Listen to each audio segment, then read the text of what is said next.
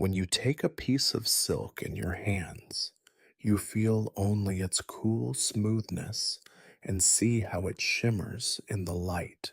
You do not think about the fact that this light, almost weightless material is not just a symbol of luxury and power, but the result of an endless chain of suffering, sacrifice, and betrayal. Behind every centimeter of silk stand thousands of quiet deaths, thousands of invisible hands, thousands of forgotten lives. Silk is not a fairy tale about treasure. It is a boring, merciless story of pain and indifference, wrapped in soft fabric and sent on a long journey across lands where every new kilometer is soaked in sweat, blood, and despair. You think that silk was made for kings, but first, it was a sentence for millions. But before you get comfortable, make sure to like this video and subscribe to the channel and let me know in the comments which city you are watching from and what time it is for you. I'm really curious to see who has joined us. Now, settle in. We're about to begin.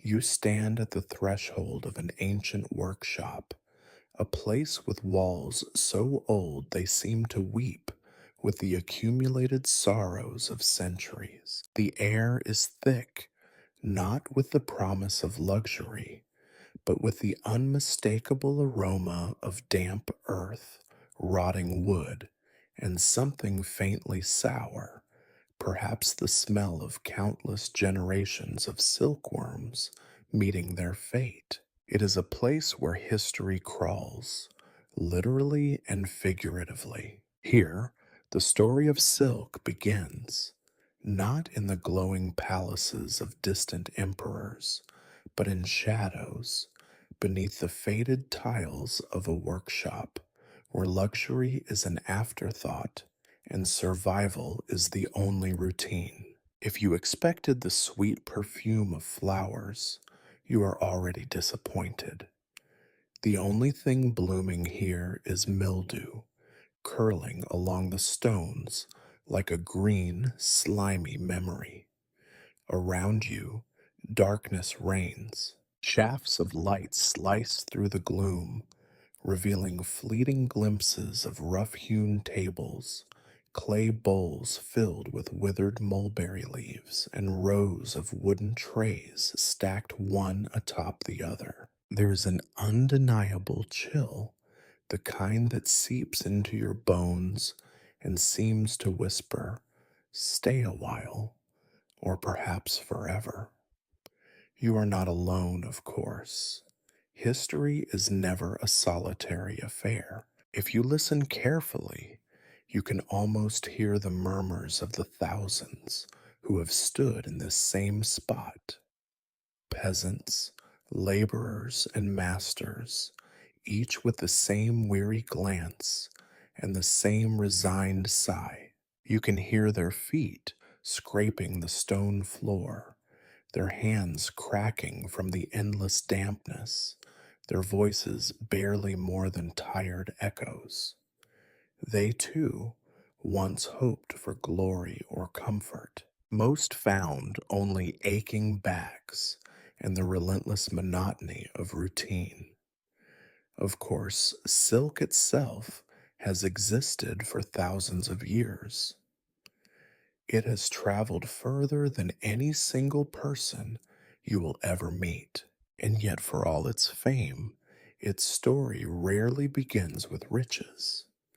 Instead, it always seems to start with a damp workshop, a shivering worker, and a stubborn, gluttonous caterpillar. You find yourself wondering why anyone would volunteer for such work. The answer, as it so often is in history, is survival. If you had the misfortune to be born in the wrong place at the wrong time, silk was not a luxury, it was a sentence.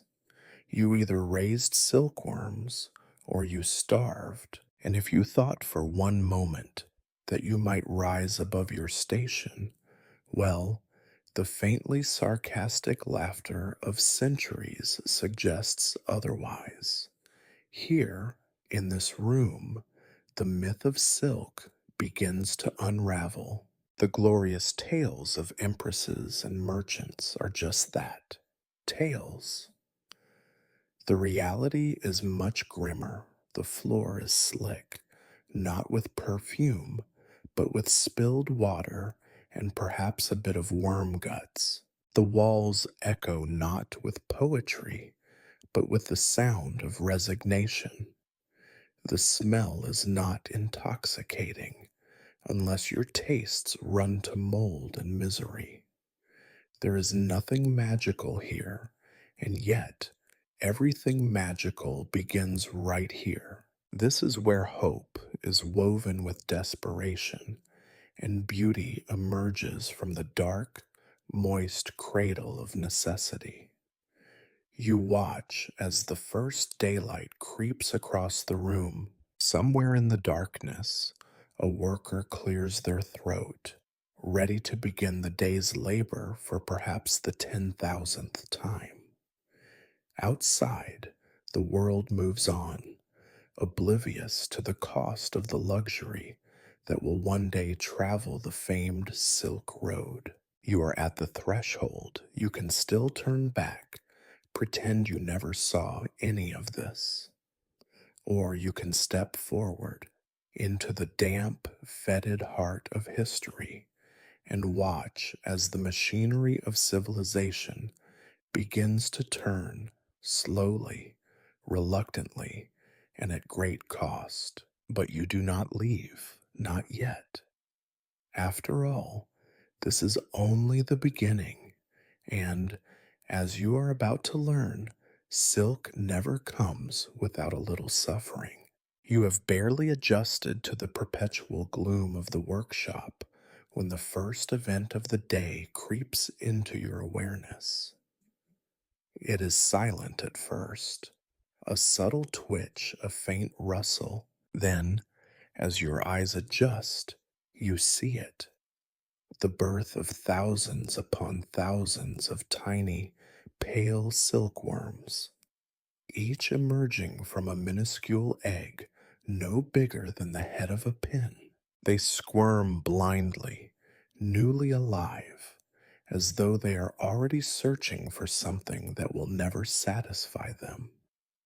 If you are hoping for a scene of miracle and beauty, you will be disappointed. There is nothing romantic about a mass hatching. It is a spectacle of hunger. The tiny creatures move in slow, trembling waves, their small bodies already pulsing with need. You imagine that, if you leaned in close enough, you might hear them, an endless whispering chorus. Feed us, feed us, feed us. You notice that the eggs themselves are legion. It takes more than 500 eggs to make 1 single gram of silk. Each one represents a brief, fragile life, a sentence passed before it has even begun. If you counted the number of eggs on the wooden trays around you, you would lose track long before you reached the end.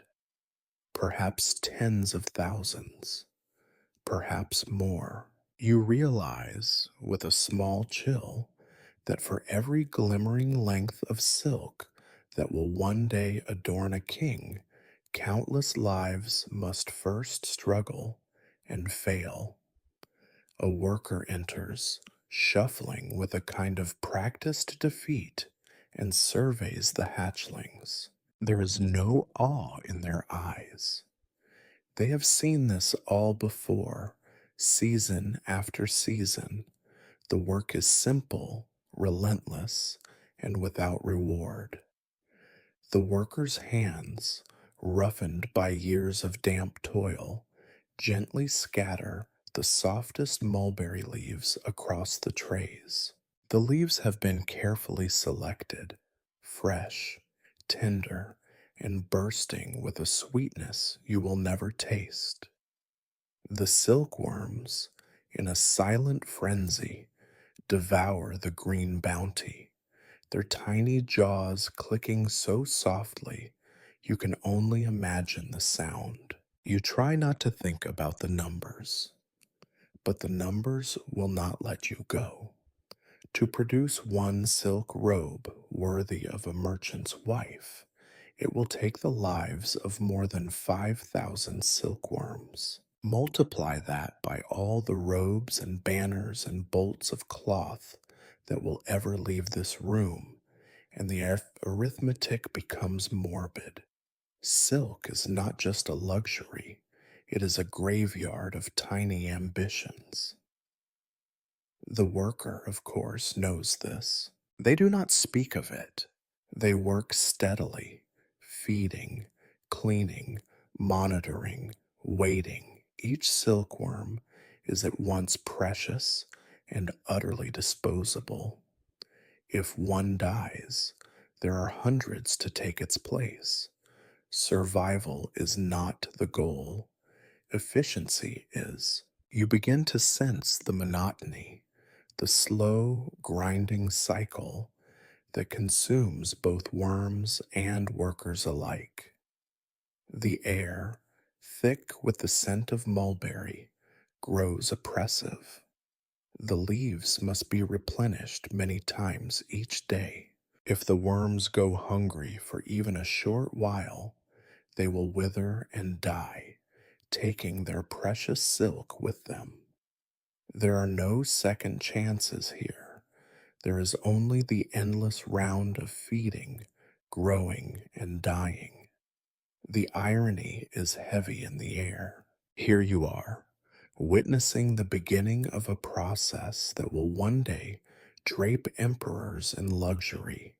Yet it all starts with a legion of creatures doomed to live in darkness, to eat, grow, and die without ever seeing the light beyond these damp walls. You cannot help but wonder who is the more pitiable, the worm who knows nothing of its fate, or the worker who knows everything and can do nothing to change it. There is a strange, almost religious reverence in the routine. The birth of the worms is a miracle of repetition, a testament to the world's indifference. Every year, without fail, the cycle repeats. Every year, new workers enter the trade, replacing those worn down to dust. Every year, the same pale hatchlings emerge from their eggs, driven by a hunger that will end, inevitably, in a boiling vat. The worker finishes spreading the leaves, wipes their hands on a stained apron, and turns to leave. You remain, watching as the worms eat, grow a fraction larger, and then eat again. It is both hopeful and hopeless all at once. You are surrounded by life, and yet the room feels like a crypt. As you move deeper into the workshop, you cannot shake the realization that everything you see is temporary. The worms will grow, the leaves will vanish, the cycle will continue, unstoppable and unchanging. Somewhere far from this place, a merchant dreams of profit, a noblewoman dreams of beauty. Neither gives a moment's thought to the small, insatiable creatures writhing in the shadows, consuming and being consumed. You tell yourself that you are merely an observer, a passing guest in a world built on quiet sacrifice. But you know, deep down, that history is never that simple. You are part of this, whether you wish to be or not. And as the day drags on, you begin to understand. The story of silk is not a story of triumph. It is a story of survival, of repetition, of loss and indifference. It is the story of the silkworm, and for this moment, it is yours. You become aware, with a sense of mounting inevitability, that nothing in this room will ever be enough. Not enough air, not enough space, and certainly not enough mulberry leaves. The silkworms, your pale, writhing hosts, live for one thing and one thing only: to eat. Their hunger is absolute, a void that can never be filled, no matter how many times you shovel green leaves into their world. The leaves arrive early, bundled in rough sacks that stain the carrier's hands a sticky, bitter green. They come from nearby orchards, groves so ancient that the trees look half asleep. These mulberry trees, bent, knotted, and patient, have been cultivated for centuries, their only purpose to feed the ever hungry mouths within these workshop walls. Somewhere, a farmer curses at the dawn, shaking caterpillars from his hair and picking leaves until his fingers cramp. You imagine his reward is little more than the chance to do it again tomorrow. The mathematics of feeding is relentless. For 1,000 silkworms, you require over 100 kilograms of mulberry leaves throughout their lives. And here you are, surrounded not by hundreds, but by tens of thousands of worms, each gorging themselves with silent determination. If you close your eyes, you can almost hear the slow rasp of jaws, the ceaseless work of consuming and converting leaf to life. It is as if the room itself is breathing, a single enormous animal made up of thousands of tiny ones, each desperate to consume, to outgrow, to survive. The workers are used to the rhythm, though it is hardly rewarding. Every few hours, another round of feeding, fresh leaves meticulously cut, scattered in thin, careful layers. Too much at once, and the worms suffocate under their own banquet. Too little, and they die of hunger, shriveled into small, papery ghosts. The trick is to maintain balance, to keep the feast going, always just enough but never too much. You note, with a sense of grim amusement, that the mulberry tree itself has a story worth telling, a history of its own captivity. It has been marched from kingdom to kingdom, smuggled across borders, protected with laws and threats of death. In some lands, stealing a mulberry shoot was an offense punishable by torture, as though the fate of nations depended on the shape of a leaf. Which, in a way, it did. This is the heart of the operation, the intersection of plant and animal, the slow negotiation of survival. You can see the anxiety in the eyes of the workers each time a shipment of leaves is late or the quality dips. There is no silk without mulberry, no livelihood without both. Sometimes drought comes, or pests, or blight, and then everything in this workshop begins to die, quietly, without drama or protest. You watch as the worms grow fat, their pale skins stretching thin, veins showing like cracks in delicate porcelain. They eat until they can eat no more, then rest for a heartbeat, only to begin again. In just a few weeks, a single worm can increase its weight more than 10,000 times, an achievement more miraculous than any emperor's coronation. But there are no celebrations here, only the endless grind of appetite and exhaustion. Every few days, the bedding of mulberry leaf shreds is cleaned away, rotting, chewed, half digested. The smell grows worse, sweet, then sour, then bitter and chemical. You realize that even luxury has a stench, though it is carefully scrubbed away by the time silk reaches the palaces and temples of distant lands. Here, in the belly of the process, there is no escape from it. You cannot wear gloves against the odor. It sinks into your skin, your hair, your memories. You find yourself reflecting with a dark kind of humor that the silkworm is perhaps the most pampered slave in history. Every need is met, every threat avoided, but only so it can continue to gorge itself, to grow and eventually be destroyed.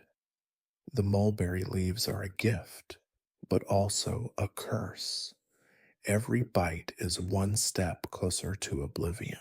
At times, you catch glimpses of the workers exchanging glances, a silent contest, each wondering who will outlast whom, man or worm, hunger or hope. Some workers sing, their voices flat and tuneless, as if trying to drown out the silence that follows the feeding. Some speak to the worms, calling them by pet names or muttering half hearted threats. No one ever laughs. There is nothing funny about a job that must be done again tomorrow and the day after until you forget there was ever anything else.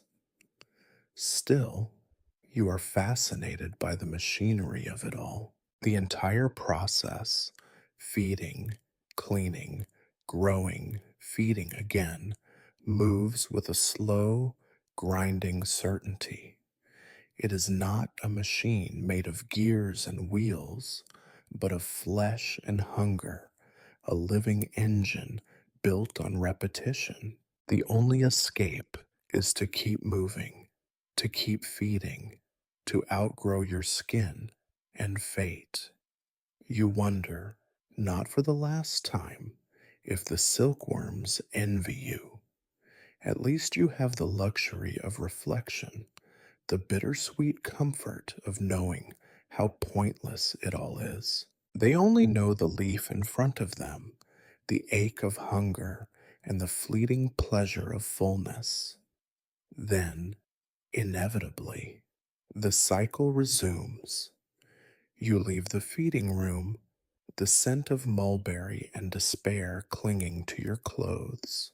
Behind you, the worms keep eating, as they always have and always will, until the leaves run out, or history finally takes pity on them or on you. But neither you nor the worms are granted mercy. The story is only beginning, and hunger is never the end. Time in the workshop loses its meaning. The only way you measure progress is by the growth of the silkworms and the gradual vanishing of the mulberry leaves. The worms, once translucent slivers barely alive, now fill their trays like small, pulsing sausages. Their bodies are engorged, their skin stretched to the brink, shining with a sickly, blue white pallor beneath the dim lamps. You marvel, not for the first time, at how life can become so bloated with its own appetite. Then, as if some secret signal has passed among them, the worms begin to shift, to search, to spin. You watch them move restlessly, seeking corners and ridges in their trays, crawling up thin twigs or rough splinters of wood provided by the workers. It is not grace that moves them now, but panic, a kind of instinctual urgency to hide, to change, to escape, even as there is nowhere to go. You suspect that if they could scream, they would. The air is thick with the musty odor of impending transformation. This, you are told, is the most delicate time of all. Every worker moves with exaggerated care, watching for signs of disease or deformity. One sick worm can infect hundreds. The price of neglect is paid in silk, in coins, and inevitably in hunger. Some worms falter, too weak or too greedy, and collapse in their beds. No one mourns them. The work must go on. And then, slowly, stubbornly, the spinning begins. A single silkworm lifts its head, extrudes a glistening thread, and attaches it to a nearby twig. The thread is thin, impossibly fine, but so strong it can stretch for over 1,000 meters if allowed. The worm twists and turns, coating itself in layer after layer of its own making. It takes hours, sometimes days, for the creature to encase itself fully, building its own tomb strand by shining strand. You cannot look away. The process is at once methodical and frantic, a desperate dance of self destruction. Each movement is calculated, each pause brief and fitful. There is no rest, not now, not at the precipice of transformation. Some worms spin tighter, their cocoons neat and oblong. Others are sloppier, their shrouds thin or riddled with gaps. The workers observe with silent judgment, for the quality of the cocoon means everything. A single bad batch, and all their efforts will come to nothing. The numbers, as always, are relentless. One cocoon yields only a tiny fraction of a gram of silk.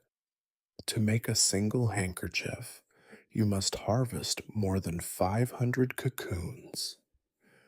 For a robe worthy of a magistrate, you need thousands. The math is as simple as it is brutal.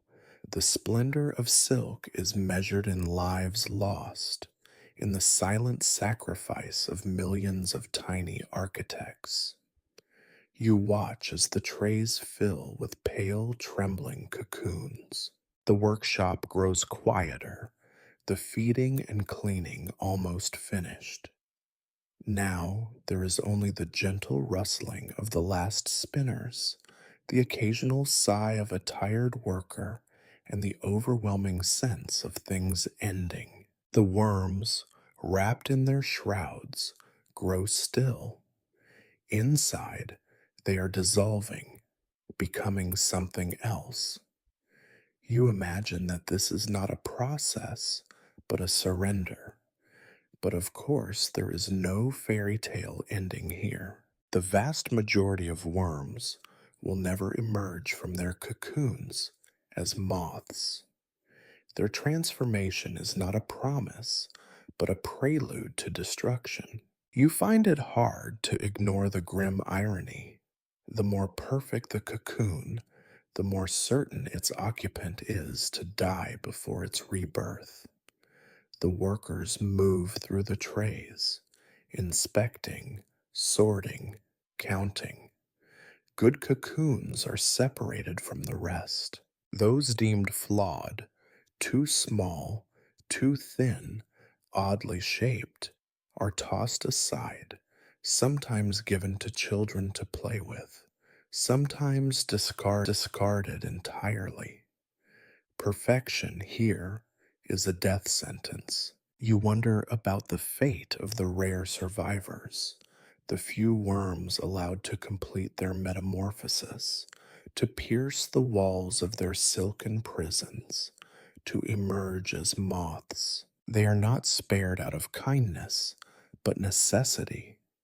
Breeders for the next cycle, the next generation of workers and victims. Their freedom is brief, their purpose singular. You see one such moth, its wings trembling, its body weak, blindly seeking another in the shadows. The moment is almost tender, almost redemptive, until you remember what comes next. Outside, the world is oblivious to this drama. Traders haggle over prices, nobles discuss colors, poets compose odes to the beauty of silk. No one sings of the cocoon, the shroud, the death that gives birth to luxury. If you spoke of it, you suspect no one would listen. Inside the workshop, the ritual is nearly complete. The air is heavy with waiting. Workers glance at the trays, at each other, at the fading light outside. You stand among them, half in shadow, half in wonder, knowing that nothing beautiful comes without a cost. You tell yourself you are only observing, that you are not complicit in the sacrifice. But history has already claimed you. Silk, it seems, wraps everyone in its strands, whether they wish it or not. Tomorrow, the harvest will begin. Tonight, the workshop is quiet, the cocoons still. But beneath the surface, something stirs, a promise of transformation and the certainty of loss. Morning creeps into the workshop, pale and indifferent. It finds you waiting in the sour light, staring at trays stacked high with cocoons, each one a silent white monument to hunger and metamorphosis. For a moment, there is a sense of peace, rows upon rows of perfect ovals, soft to the touch and promising so much. But you know, now, that nothing in this workshop is ever peaceful for long. The workers begin to arrive. Their faces are pinched and silent, eyes dull from years of repetition. You watch as they gather the trays, their hands practiced, gentle and yet entirely unsentimental. There is no mourning here, no pause to wonder at the miracle of what lies within each cocoon. The workers move like undertakers at a mass funeral, but with none of the ceremony and none of the respect. For them, this is simply the next task on a list that never ends. You follow as the cocoons are carried to the far end of the workshop, to a room that feels colder despite the rising steam. There, large cauldrons simmer and spit, thick clouds of vapor swirling through the air. The smell is instantly overwhelming, acrid, fatty, a strange mixture of burnt sugar and wet ashes. You cover your mouth, but it does nothing.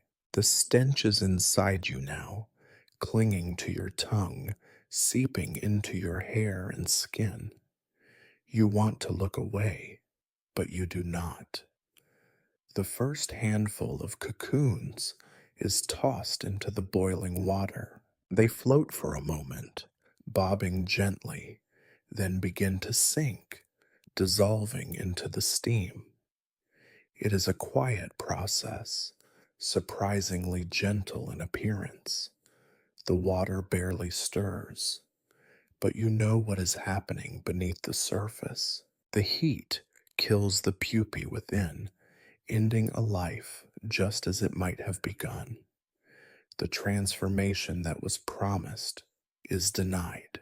There will be no moths, no fluttering wings, only silence and the gradual unwinding of a thread so fine it is almost invisible.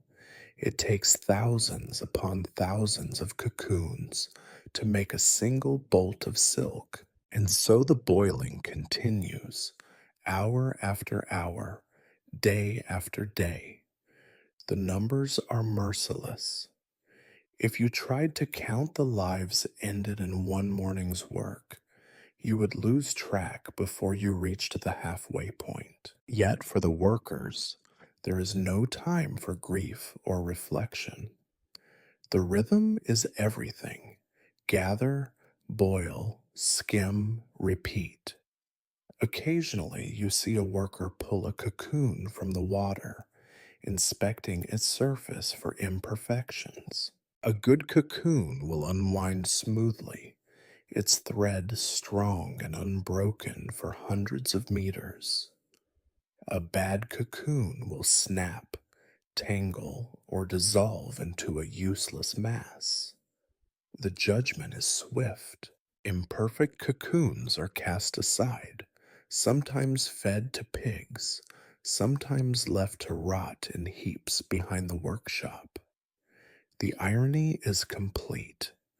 Only the best lives are rewarded with a quick death, their sacrifice spun into gold. You reflect grimly on the sheer scale of this hidden industry. For every piece of silk that travels the Silk Road, every scarf, every banner, every delicate robe, tens of thousands of lives are extinguished in cauldrons like these. The silence of the workshop is punctuated only by the hiss of steam and the occasional splash, a soundtrack to mass sacrifice. You wonder if the emperors who wear the finished silk know or care what it cost. You suspect they do not. The process itself is meticulous, almost surgical. Once the pupae are dead, the cocoons are transferred to another pot, this one filled with warm, soapy water. Workers tease apart the outer layers, searching for the beginning of the thread. It is painstaking work, requiring steady hands and infinite patience.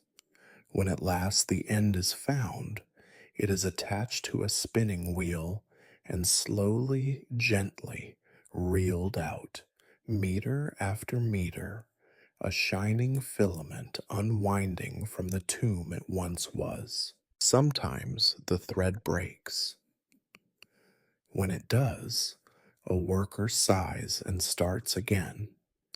There is no celebration, no praise for skill, only the ceaseless demand for more, more cocoons, more thread, more silk. The workshop is a factory of transformation, yes, but also a factory of endings. The pupae, now little more than husks, are scooped out, pressed into animal feed, or thrown onto the compost heap. Nothing is wasted except possibility. You find yourself pondering the numbers again. For a single silk garment, perhaps 5,000 lives. For a roll of fabric bound for the palace, 10 times that number. And always, at the heart of it, the quiet certainty that each cocoon held within it a life interrupted, a destiny denied. If you were a poet, you might call it tragic. If you were a merchant, you might call it cost. But here, in the fog of steam and death, it is only work. The workers do not speak as they labor. Their faces remain blank, their eyes fixed on their hands, as though watching someone else's fate unravel before them. There is no sense of pride or accomplishment, only the certainty that tomorrow and the next day and every day after, the cauldrons will be waiting, and the cocoons will keep coming, and the steam will rise. When evening falls, the workshop is quieter. The cauldrons are left to cool, the remaining cocoons stacked in careful piles, waiting for their turn. You step outside, desperate for clean air, but the smell of boiling silk follows you. It is a scent that will never quite leave, no matter how far you travel. And as you look back at the shadowed doorway, you know that the true price of silk is measured not in gold, nor in distance, nor in time, but in lives ended and possibilities lost. One cocoon, one sacrifice, one thread at a time. You return to the workshop the next morning, the memory of boiling cauldrons lingering in your mind like a faint headache. The air is less sour now, but not quite clean. There is a new rhythm, not the hungry gnawing of silkworms, not the shoveling of leaves, not even the muffled panic of metamorphosis. Instead, you are greeted by a sound at once softer and more relentless, the quiet, continuous whisper of silk being drawn out, meter by meter, from cocoons that were yesterday's tombs and today's raw material. You stand beside a long wooden table where workers hunch over steaming bowls. Each has a pile of boiled cocoons and a bundle of tools, slender sticks, small hooks, even their own scarred fingernails. The process is simple enough to describe, but excruciating to perform. The worker lifts a cocoon, now softened by boiling, and gently rolls it between their fingers in the warm water. They search for the elusive end of the silk thread, that miracle strand finer than a spider's web, and yet strong enough to strangle possibility. It takes patience and a kind of practiced hopelessness to find that beginning. Sometimes it slides free, eager to unravel. Other times it clings stubbornly, refusing to yield. The worker barely blinks. They have done this thousands of times. Once the thread is located, it is caught on a tiny hook and fed onto a reel where it is joined with other threads from other cocoons, 3, 5, sometimes as many as 10. The filaments, impossibly fragile alone, become strong only by being forced together, wound into a single shining line. The reel turns slowly, drawing out the thread with a hypnotic steadiness. You watch as meters accumulate, as threads merge, as the cocoon shrinks, grows thin, and finally vanishes, a ghost unwound. The numbers, as always, are unforgiving. A single cocoon yields up to 1.5 kilometers of silk, but only a fraction of that will become usable thread. For one bolt of fabric, you need hundreds of cocoons, and for each cocoon, the price is a silkworm's silent annihilation. There is something almost alchemical about the process. What was once the armor of a dreaming creature is now transformed into a shining filament, destined to clothe those who will never imagine the cost. You watch as the threads are stretched, combined, reeled again, forming skeins of raw silk that glisten with a faint golden hue. The workers handle them with care, but never with reverence. The silk is precious, yes, but only in the way that bread is precious to the starving. You notice, too, the peculiar silence of the room. The only sounds are the soft splash of water, the faint squeak of the reel, and the occasional cough of a worker. Conversation is pointless. There is nothing to say that has not already been said 1,000 times. You begin to understand that monotony is not the enemy here. It is the shield, the only protection against the knowledge of what this labor truly means. Your mind drifts as you watch the work. You remember tales from distant lands, where silk is seen as a miracle spun by immortal hands. In those stories, the thread is woven by spirits or gifted by the gods.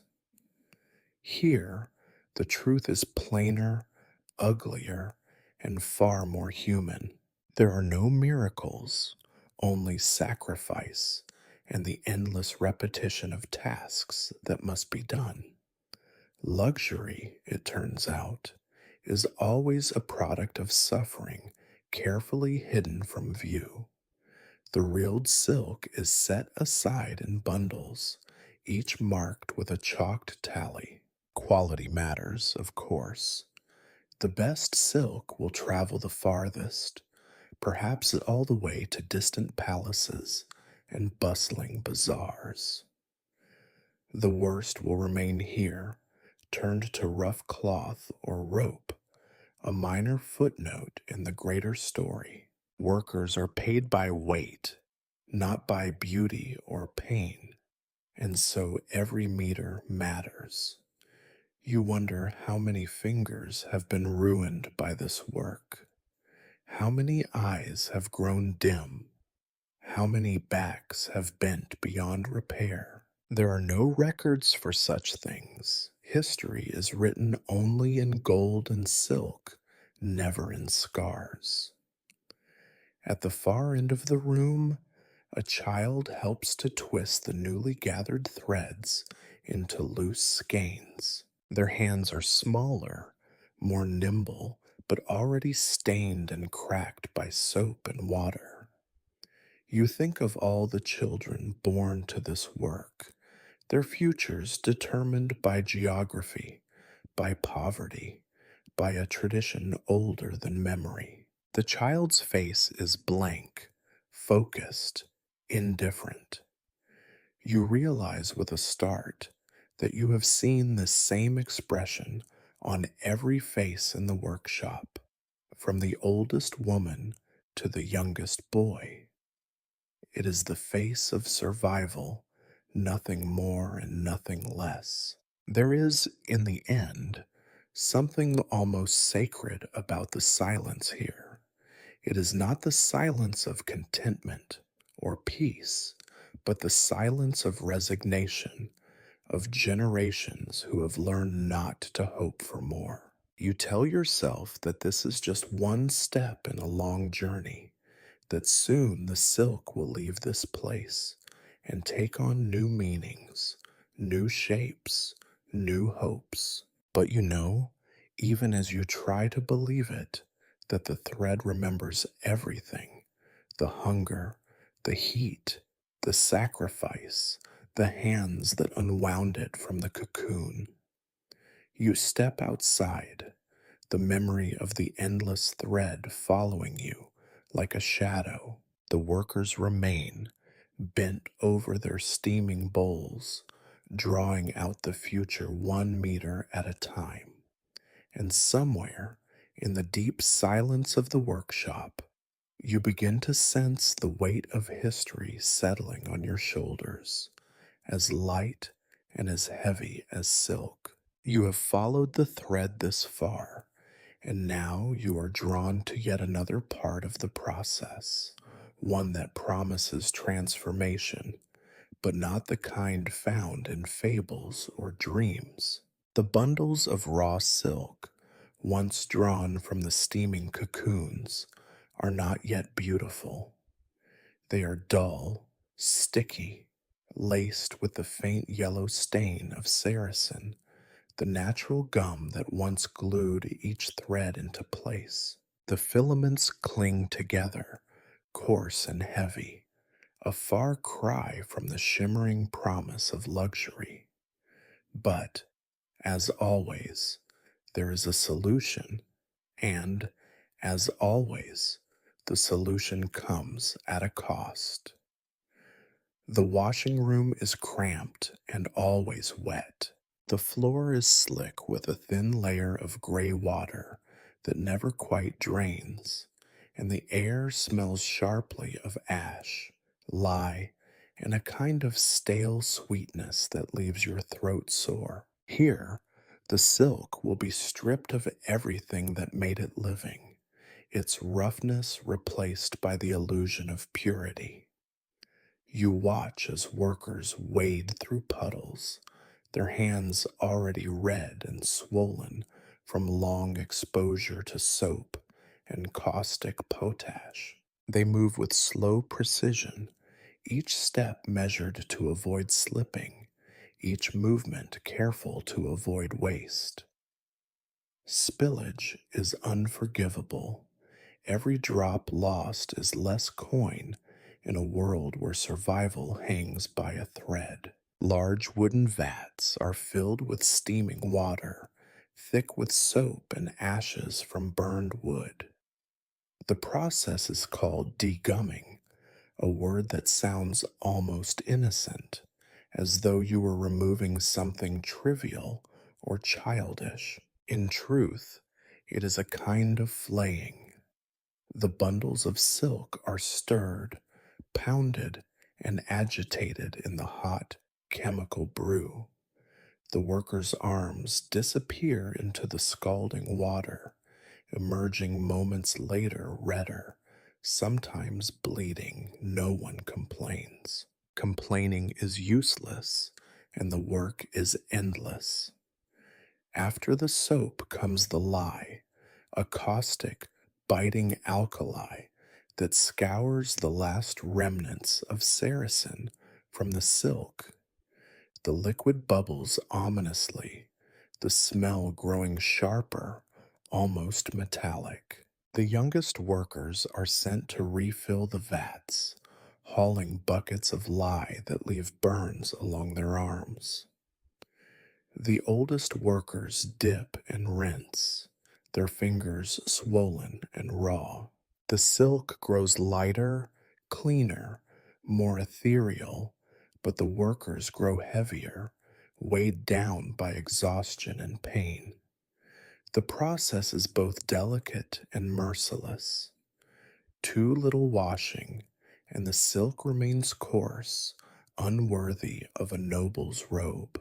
Too much, and the thread weakens, dissolving into a useless mush.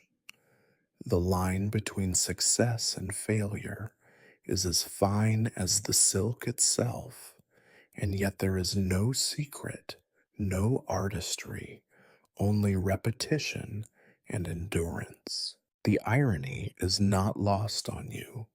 The more beautiful the silk, the greater the suffering required to make it so. After rinsing, the silk is stretched on racks to dry, long ghostly curtains that sway in the drafts.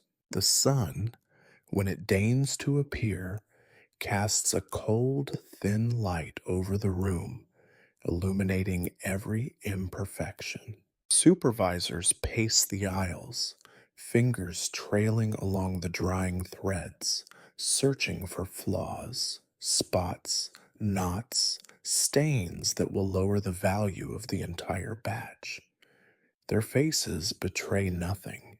You wonder how many lives have been ruined by a single missed spot, a single unlucky stain. Sometimes you hear stories whispered among the workers, Stories of women who lost their sight to lye fumes, of boys whose hands grew twisted and stiff, of families broken by a year's poor harvest. These stories are never told with outrage or anger, only resignation. Silk demands its price, and there is no bargaining. You marvel at the numbers. To wash enough silk for one robe, it takes hundreds of liters of water, dozens of logs burned to ash, and the skin from a dozen pairs of hands. The wastewater, heavy with lye and grease, flows out into the ditch behind the workshop, poisoning the earth for years to come. You realize, with a kind of black amusement, that even the land must pay for silk. And yet, when the process is finished, the result is something approaching magic. The silk, once gummy and lifeless, is soft, almost weightless, shining with a pale gold or purest white. It moves in your hands like water, almost as if it is alive. You understand why poets rhapsodize and merchants scheme. The temptation of silk is undeniable, so much so that you almost forget, for a moment, what it costs to make it clean. But the workers do not forget. They move to the next task, hands cracked and bleeding, eyes red from the sting of fumes. There is no time to rest. There is always another batch waiting, always more silk to purify, always more stains to scrub away. You think, not for the first time, that there is no such thing as purity here, only the illusion of it, bought at the price of suffering and silence. The sun sets, turning the drying silk into rivers of gold. For a brief moment, the workshop glows, but when the light fades, what remains is only exhaustion, the sour smell of lye, and the knowledge that tomorrow will be the same, and the day after, and the day after that, for as long as silk is valued above those who make it. You step away from the racks, feeling the sting in your own hands, real or imagined. The silk, newly washed, waits for its next transformation. You wonder who will wear it, who will praise its beauty, who will notice the faint traces of ash and blood woven deep within its threads. By now, you should know better than to expect a moment of rest. You might have hoped that, with the silk finally clean, the story would turn brighter, perhaps even beautiful. But here in the workshop, hope is always premature and beauty is always conditional. The raw, washed silk, soft as breath and pale as moonlight, is far too delicate to use as it is. You learn that the next stage, spinning and twisting, exists solely to turn fragility into something resembling strength, to coax the thread into usefulness while wringing every last drop of life from those who handle it. You enter a room filled with reels and wheels, the air taut with a faint, perpetual tension. Here, the silk is divided into narrow ribbons, each one composed of several filaments gathered together in the washing room. The workers, mostly women with faces set in the grim mask of endurance, sit on low stools before spinning wheels. Their hands move quickly, but without haste. Each movement is practiced, precise, designed to avoid both breakage and waste. You notice the bandages on many fingers, the worn grooves in every palm, the telltale tremble of someone who has spun silk for too many years. The process is deceptively simple. The filaments are joined by moisture and motion, their roughness tamed by the application of steady tension. The spinning wheel groans as it turns, a low, rhythmic complaint that blends with the quiet hum of labor. The workers pull and twist, watching the thread grow thinner, stronger, more uniform. If a filament snaps, they sigh, never in anger, only in weary resignation, and rejoin the ends with a careful knot, a blemish that will later be hidden beneath the dye or in the folds of cloth. To your untrained eye, the threads all look the same, but you soon learn that even here, hierarchy and judgment rule. The finest threads, smooth, round, almost invisible, are set aside for the best fabric, destined for royal sleeves or the banners of great cities. The coarser, rougher threads are pounded into submission, twisted again and again, condemned to a lesser fate as sackcloth or cord.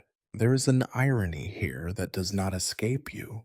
In the world of silk, even weakness is recycled, transformed, pressed into service by the relentless demands of utility and profit. You are given a place at a wheel, your hands awkward, your fingers clumsy and slow.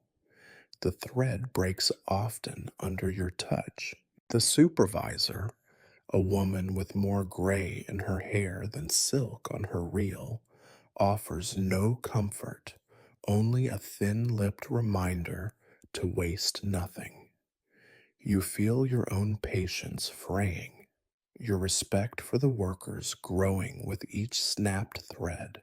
This is not a craft for the dreamy or the distracted. It is a battle fought inch by inch against the natural desire of silk to fall apart. At regular intervals, the spun silk is wetted with a fine mist, a trick to keep the filaments from drifting apart. The air in the room grows thick, damp, heavy with the smell of wet fabric and human effort. Sometimes the threads tangle or catch on the splinters of an old reel. When this happens, there is a brief, silent contest between worker and thread. More often than not, the silk wins. The children are given the simplest jobs, winding finished thread onto bobbins, untangling the knots, sweeping up the scraps from the floor. Their hands are quick, but their eyes already dull. You notice that the older children work in silence, having learned early that the less you speak, the less likely you are to be scolded for falling behind. As always, the numbers are unforgiving. A single length of fabric might require dozens of reels, hundreds of bobbins, and the labor of many hands. No one is ever paid for the poetry of their work, only for the weight of thread produced. The merchant who comes to collect the reels weighs them with cold indifference, his eyes flicking from the scale to the ledger. If the thread is too light, the pay is docked. If the thread is too rough, the pay is docked. If a worker's hands are too slow or too stiff, there is always someone younger, hungrier, more desperate waiting outside. You find yourself reflecting on the history of this room, the centuries of spinning wheels and spinning lives. In distant lands, the myth of silk is all wonder and magic, but here, Every meter of thread is measured in fatigue, every knot in hours lost, every finished skein in the ache of backs and the blurring of sight. It is a machine of necessity, not romance, and the only reward for perseverance is the chance to do it all again tomorrow. When the day ends, the spun silk is gathered into baskets, labeled, and set aside for the next ordeal, dyeing, weaving, scrutiny by eyes trained to find fault. The workers gather their things, wipe their hands, and drift out into the dusk, their movements slow and heavy. You notice that no one speaks of pride or accomplishment, only of the work left unfinished, the thread that broke, the wages barely earned. You linger for a moment, feeling the weight of the air, the memory of motion still tingling in your fingers. The wheels are silent now, the threads at rest, but you know that nothing here is ever truly finished. In the world of silk, every day is a thread, spun out until it snaps, joined again, spun anew. The only certainty is that the spinning never ends. You awaken to another day with the realization that nothing here is ever truly finished, only abandoned, handed off, or endlessly repeated. If the spinning of thread is the heartbeat of the workshop, then weaving is its restless mind, planning and dreaming, but never sleeping. You follow the silk skeins as they make their way to a room filled with looms, awkward, creaking beasts that dominate the space, each one an altar to patience and endurance. The looms stand in rows, ancient and battered, their frames scarred by generations of use. The air is thick with the smell of dust, old oil, and sweat. Threads hang like spider webs from every surface, catching the light and shimmering with a kind of grudging promise. The weavers, mostly women, but a few men too bent by labor to be mistaken for strength, sit hunched at their stations, their backs curled, their hands in constant motion. They work in near silence, speaking only in clipped phrases when absolutely necessary. Every sound is absorbed by the looms, swallowed into the ceaseless rhythm of warp and weft, warp and weft. You watch as a skein of silk is carefully measured and stretched across the loom, each strand painstakingly aligned. This is the warp, the skeleton of the fabric, unyielding and inflexible, destined to remain forever under tension.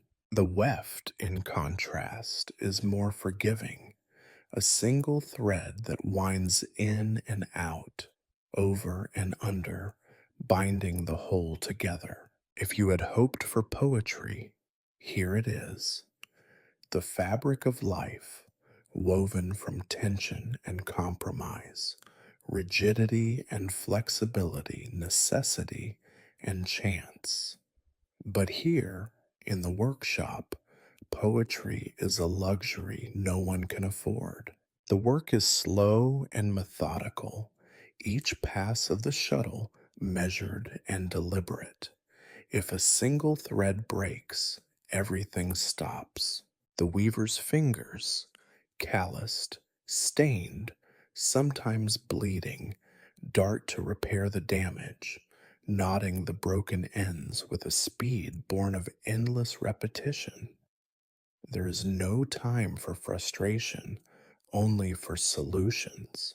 The fabric must grow, inch by inch, meter by meter, until the order is filled or the weaver's strength fails, whichever comes first.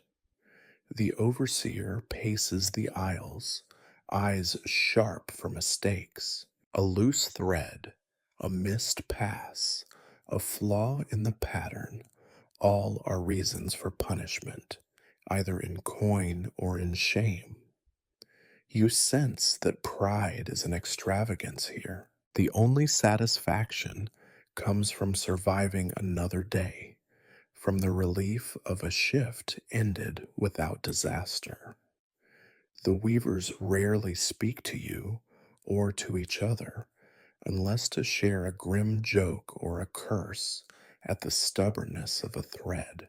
You sit for a while beside an older woman whose hands move with the precision of a machine. Her face is lined, her hair gray, but her eyes are clear and distant, focused not on her work, but on some place beyond it. She tells you, without looking up, that she has woven silk for over 40 years. She can no longer remember what it feels like to be rested, to be free of pain. But she can spot a broken thread at a glance, tie a knot in the dark, finish a bolt by feel alone. Her granddaughter, she says, will likely start weaving soon, just as she did, and her own mother before her. The hours stretch out, measured by the relentless clatter of the looms. There is no room for mistakes, no time for stories. The fabric grows heavier with each pass, the tension in the threads mirrored in the tension in every muscle, every joint, every tired mind. The silk, when it finally emerges from the loom, is a miracle of discipline and drudgery, a length of shining cloth, smooth and strong, utterly transformed from the sticky yellow skeins that arrived only days before. You learn that the patterns in the fabric are not merely decorative, but often dictated by the whims of distant clients, nobles, merchants, priests, none of whom will ever set foot in this room or touch the raw silk with their own hands. The designs must be perfect, the lines flawless, the colors true. If a mistake is found, the penalty falls on the weaver, never the patron. In this way, the hierarchy of suffering is preserved, beauty above, labor below. Occasionally, a finished bolt is unfurled, examined in the harsh morning light. The overseer runs their fingers across the surface, searching for snags, irregularities, signs of haste. If the cloth is perfect, it is praised with a nod, perhaps a grudging word of approval. If it is not, it is marked, set aside, its value reduced, its maker's pay docked. You see the look in the weaver's eyes, half relief, half resentment, a job done, but never done well enough. When evening comes, the looms are stilled, the silence almost shocking after hours of constant noise. The weavers gather their things, rub their swollen hands, and drift out into the night, already dreading the return of dawn. You linger in the quiet, running your own fingers across the still warm silk, feeling for flaws you do not have the skill to find. You realize, not for the first time, that every luxury is woven from threads of fatigue and resignation, and that every piece of silk carries within it the memory of the hands that made it, and the weight of everything those hands will never hold. The looms stand ready, the next day already waiting, as patient and as pitiless as history itself. It would be comforting, perhaps, to believe that the worst is behind you. The worms have died, The cocoons have boiled, the threads have been spun and woven. You might even allow yourself a moment of hope, gazing at the finished bolts of fabric, pale and perfect in the gloom. But this is the Silk Road, and comfort is always a mirage. The story of silk is not yet vibrant enough for the markets of the world. Beauty, it seems, demands new dangers. You follow the bolts of raw silk into a dyeing room, a place where color is conjured, and with it, risk. Here the air is thick, almost syrupy, with a medley of scents. Acrid smoke from wood fires, the sharp tang of vinegar, the faint sweetness of rotting fruit, and the nose stinging presence of metal salts and strange minerals. The floor is slippery with spilled pigment, and in every surface is flecked and stained. You realize that this is a room where color is won only by surrendering comfort, health, and sometimes sanity. Workers tend to vats set above open flames, their faces bathed in sweat, their hands red and raw. Each vat contains a different recipe, some ancient, some recently invented, all jealously guarded by the master dyer, a figure whose eyes are sharp and whose temper sharper still. The recipes for color are family secrets, passed down through generations, and they are worth more than gold.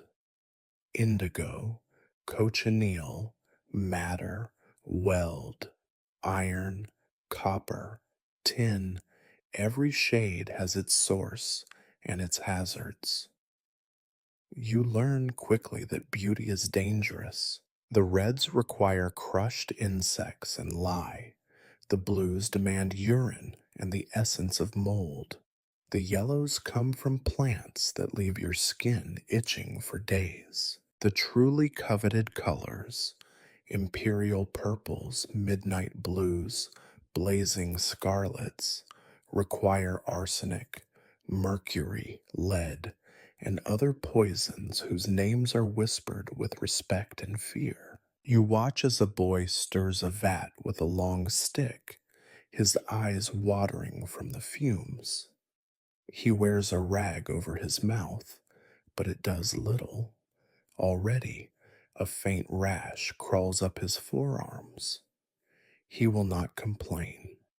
Here, complaint is less useful than endurance. The dyeing process is both art and ordeal. The silk is soaked, kneaded, wrung out, soaked again. The color must be even, deep, and true.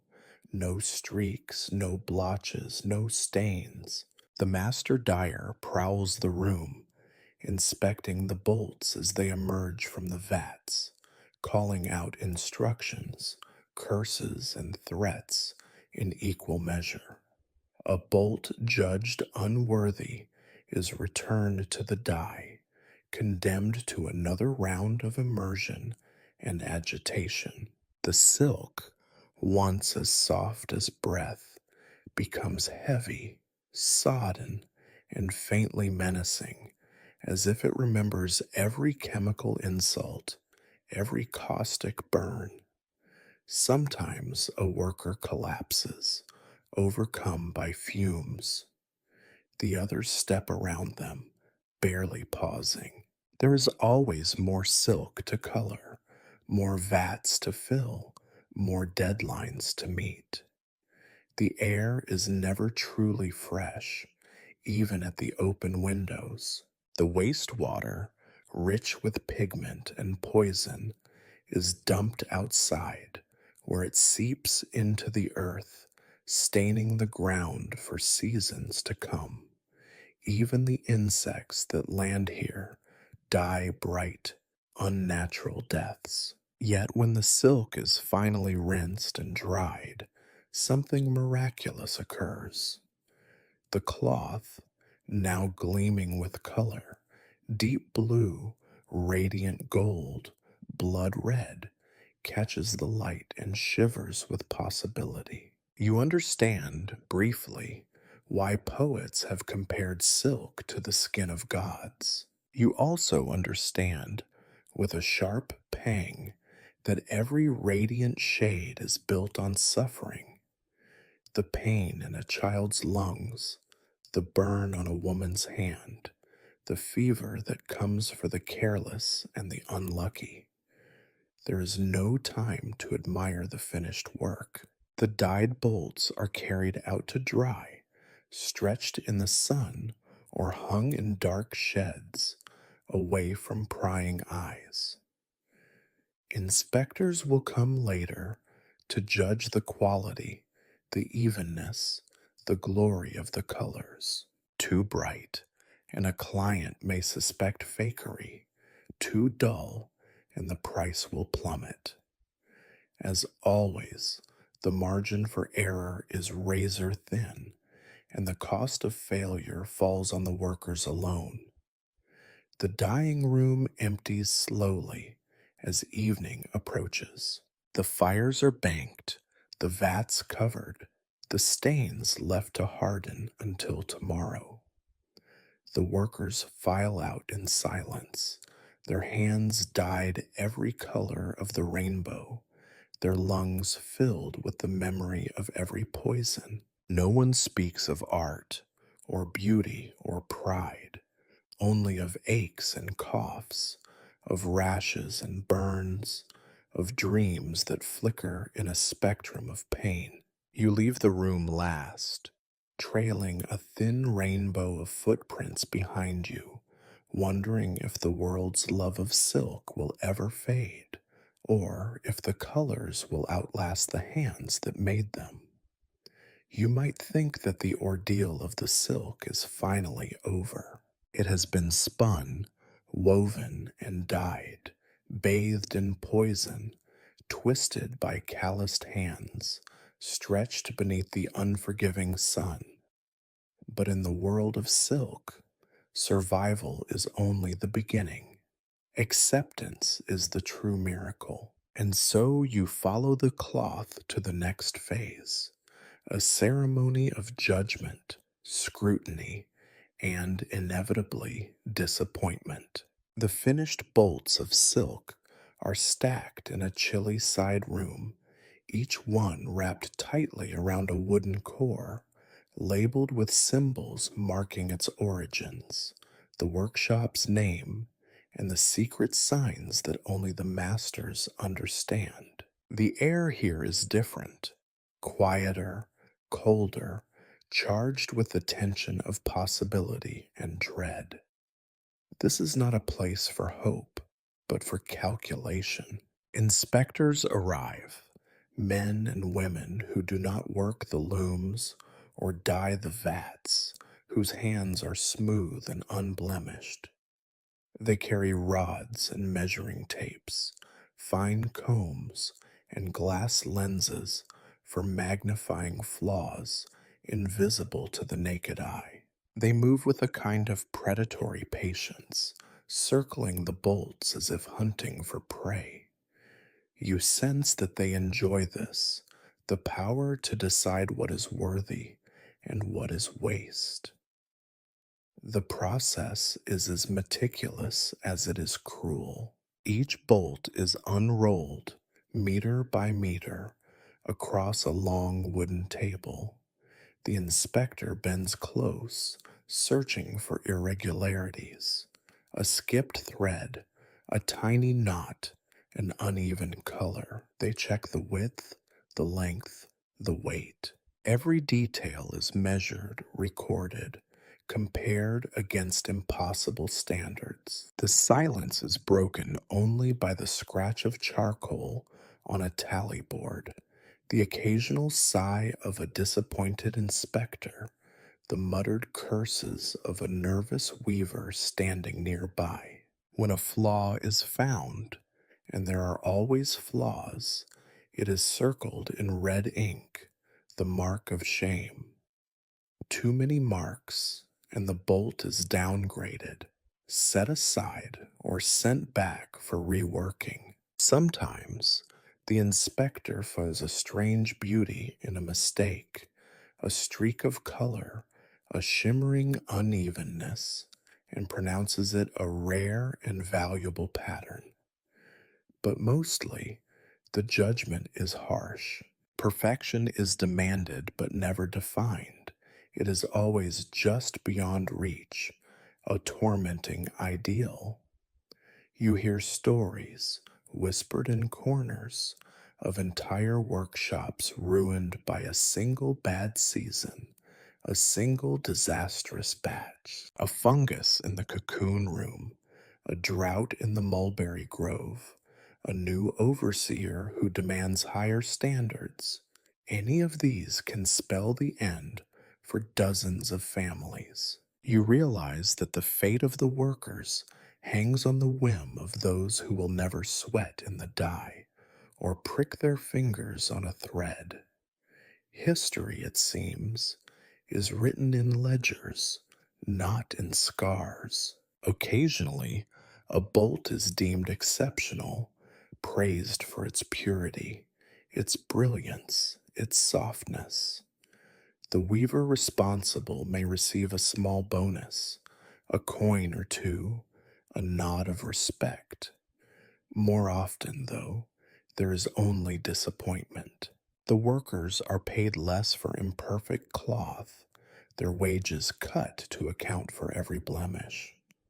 Some bolts are so flawed they are given away for funerals, for monks, for the sick or the outcast. Silk, once destined for royalty, finds itself draped over a pauper's corpse, a final mockery of all the effort that went into its making. You watch as the rejected bolts are carted away, their fate sealed by red marks and numbers. The accepted silk, meanwhile, is carefully folded, stacked, and wrapped for transport. It will travel far, perhaps even all the way to the palaces and bazaars that gave the Silk Road its name. But the journey is just beginning. The silk has passed the test of survival, of judgment, but now it must endure the greater dangers of distance and time. As the inspectors leave, you notice that the workers do not look relieved. Their eyes remain wary, their bodies tense.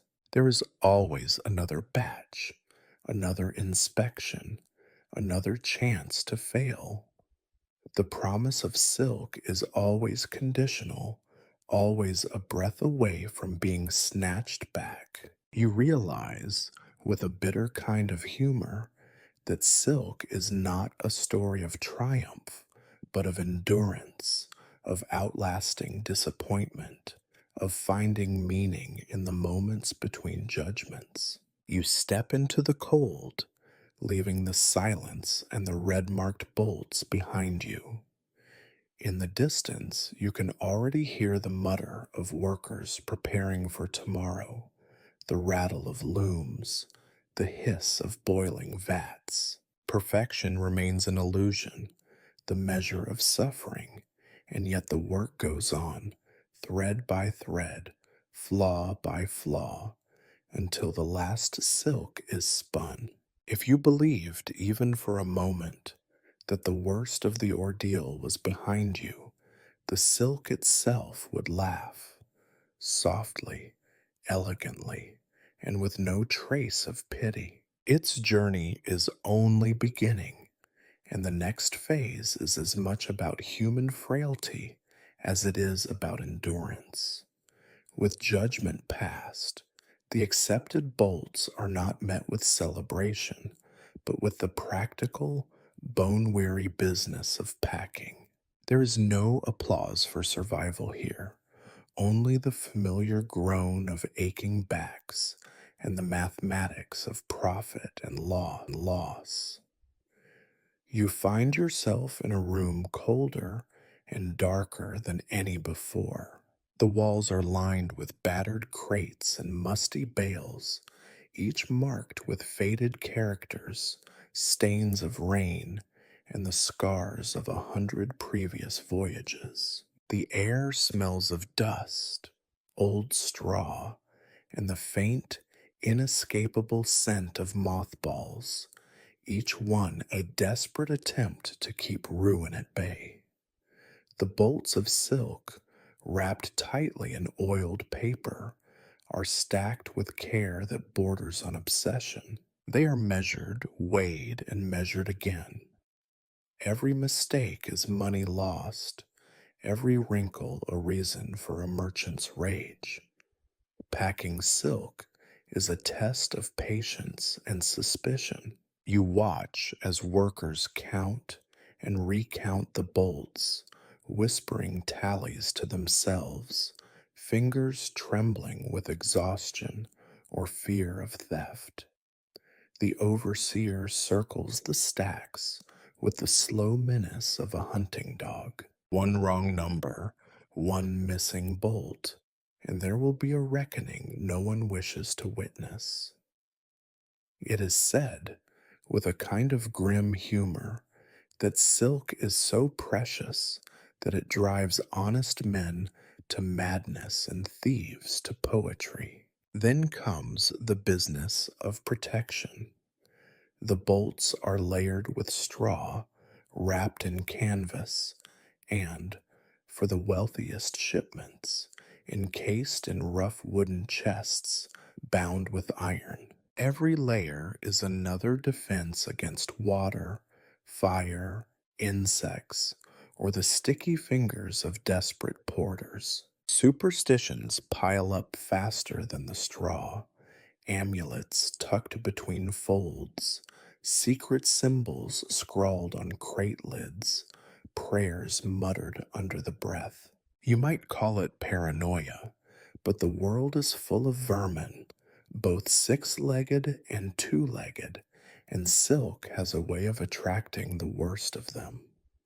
The act of packing is also the prelude to bargaining. Outside, in the yard where the last light of day barely touches the ground, the first buyers gather. Their eyes slide over every stack, calculating value, searching for weaknesses. They haggle over price, inspect seals, demand proofs of origin. Every deal is an exercise in distrust, every handshake a performance of forced civility. You see the workers fade into the background, shrinking before the confidence of the merchants. For the merchant, risk is a matter of arithmetic. For the worker, it is simply the knowledge that any loss will be taken from their pay and any gain will go elsewhere. Not all silk is destined for glory. The finest bolts are set aside, labeled for far-off cities with names like Whispered Promises, Samarkand, Baghdad, Byzantium, Changan. Lesser cloth is bundled for local sale, for the greedy hands of middlemen, for the indifferent shrugs of the merely wealthy. Flawed silk is sold by weight to those who cannot afford pride, or who need only something that will not rot before it is worn to rags. In the end, the only constant is that nothing is free, and every bolt is another gamble against fate. As night falls, the yard grows crowded with hired men, porters, carters, and caravan guards, each one hired cheaply and watched closely. They load the bundles onto creaking wagons or onto the backs of mules and camels, strapping them down with knots as intricate as the patterns on the silk itself. There are arguments, always arguments, about whose goods will go first, whose route is safest, whose guards can be trusted. Somewhere in the chaos, A merchant shouts, a porter curses, a coin is slipped from one hand to another. Packing is not just about logistics, but about hope and fear. The silk is now as vulnerable as it will ever be, ready to travel, but not yet gone, already expensive, but not yet paid for. You hear stories of bolts lost to fire, to flood, to thieves and careless porters, of entire fortunes vanished in a single storm or a single night's greed. There are stories, too, of bolts that simply disappear, swallowed by the road, by bribed guards, by the deep pockets of men who will never admit to theft. Sometimes, if a bolt is particularly fine, it is never seen again. Its fate the subject of whispered rumors and sleepless nights. As the wagons and animals are finally lined up and the guards finish their second or third count of the bundles, you sense a strange stillness. The silk, so often handled, weighed, and moved, is suddenly still, a treasure hidden in plain sight, balanced between journey and disaster. The workers huddle together, rubbing aching shoulders, their faces blank with exhaustion or relief that, for now, their job is done.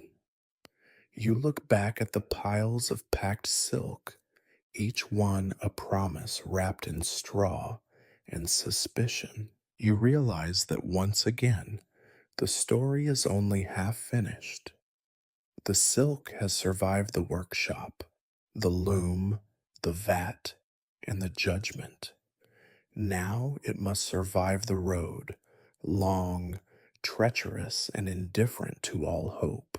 As the last wagon rattles out of the yard, you understand that silk is not just a fabric, but a wager played against time, weather, luck, and the endless appetite of the world. If you thought the road ahead would be a triumphant parade, then you have misunderstood both silk and history.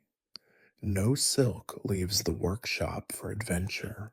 It leaves because it must be sold, and the place where all hopes collide is the marketplace. You step into this world of shouting voices, quick hands, and sharper tongues, a place where every scrap of humanity is weighed, measured, and assigned a price. The market is not a single place, but a maze, sprawling beneath crooked awnings and half collapsed stalls, the ground churned to mud by years of desperate feet. Here you are overwhelmed not by beauty, but by noise, a torrent of bargaining, accusations, laughter that sounds like coughing, and the endless repetition of numbers. Silk, that most delicate of luxuries, is just another commodity among sacks of grain,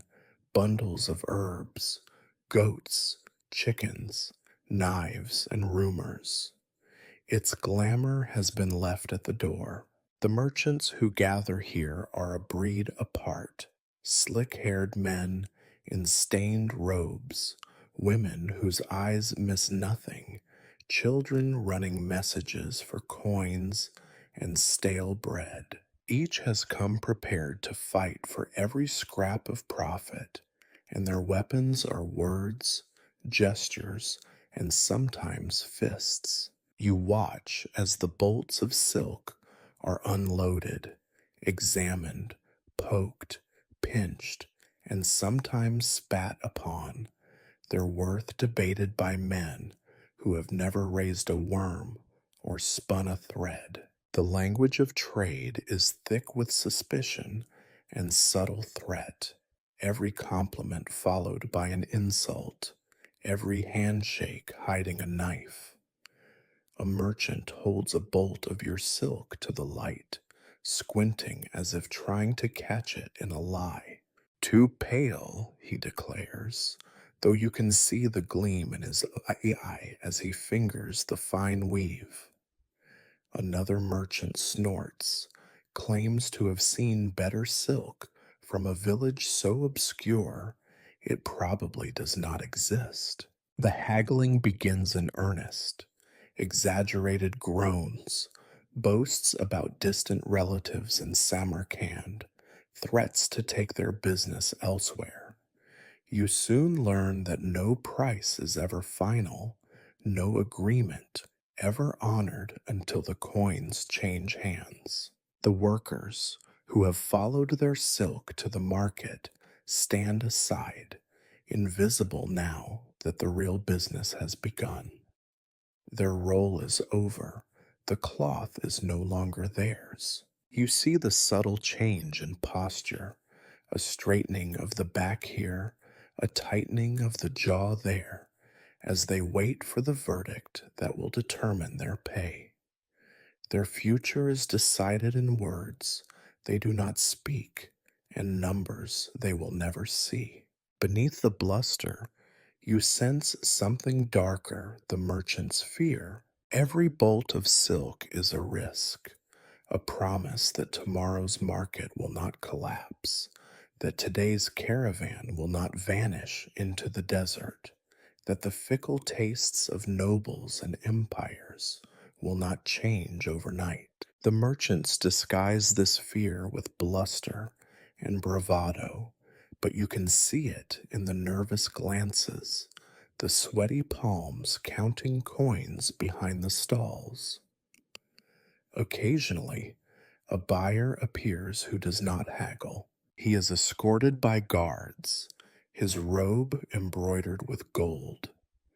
The crowd parts, and the merchants straighten their backs, offering their best bolts with practiced humility.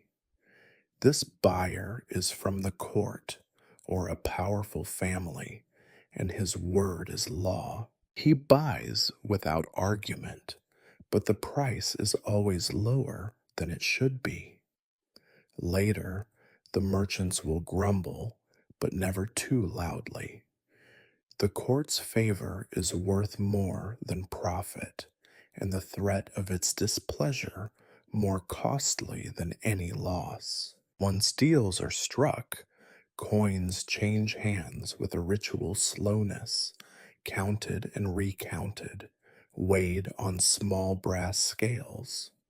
No one trusts anyone else. The silk is bundled once more, now for its next journey, sometimes by caravan, sometimes by river, sometimes hidden in false bottomed carts to avoid bandits and taxmen alike. There are always bribes to pay, guards to hire, hands to grease. The profits, already thin, are sliced again and again until only the boldest or luckiest merchants survive. As the sun sets, the market empties, its filth and glory hidden in the gathering dark. The workers slip away, their wages in hand, their faces betraying neither joy nor despair. They have learned long ago that the fate of silk is decided in places they will never see, by people they will never know. You linger at the edge of the market, watching as the last scraps are swept away, as merchants count their remaining coins and plot tomorrow's schemes.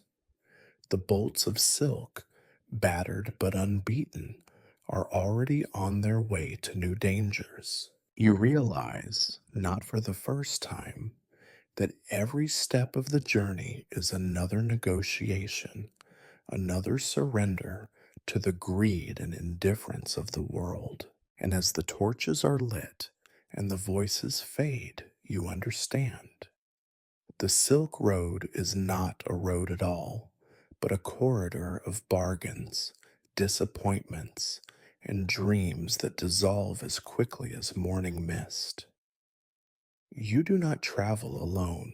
No one does, not if they wish to survive. The market has ended, and the silk, tightly bundled and fiercely counted, waits with nervous anticipation. It is not the only cargo.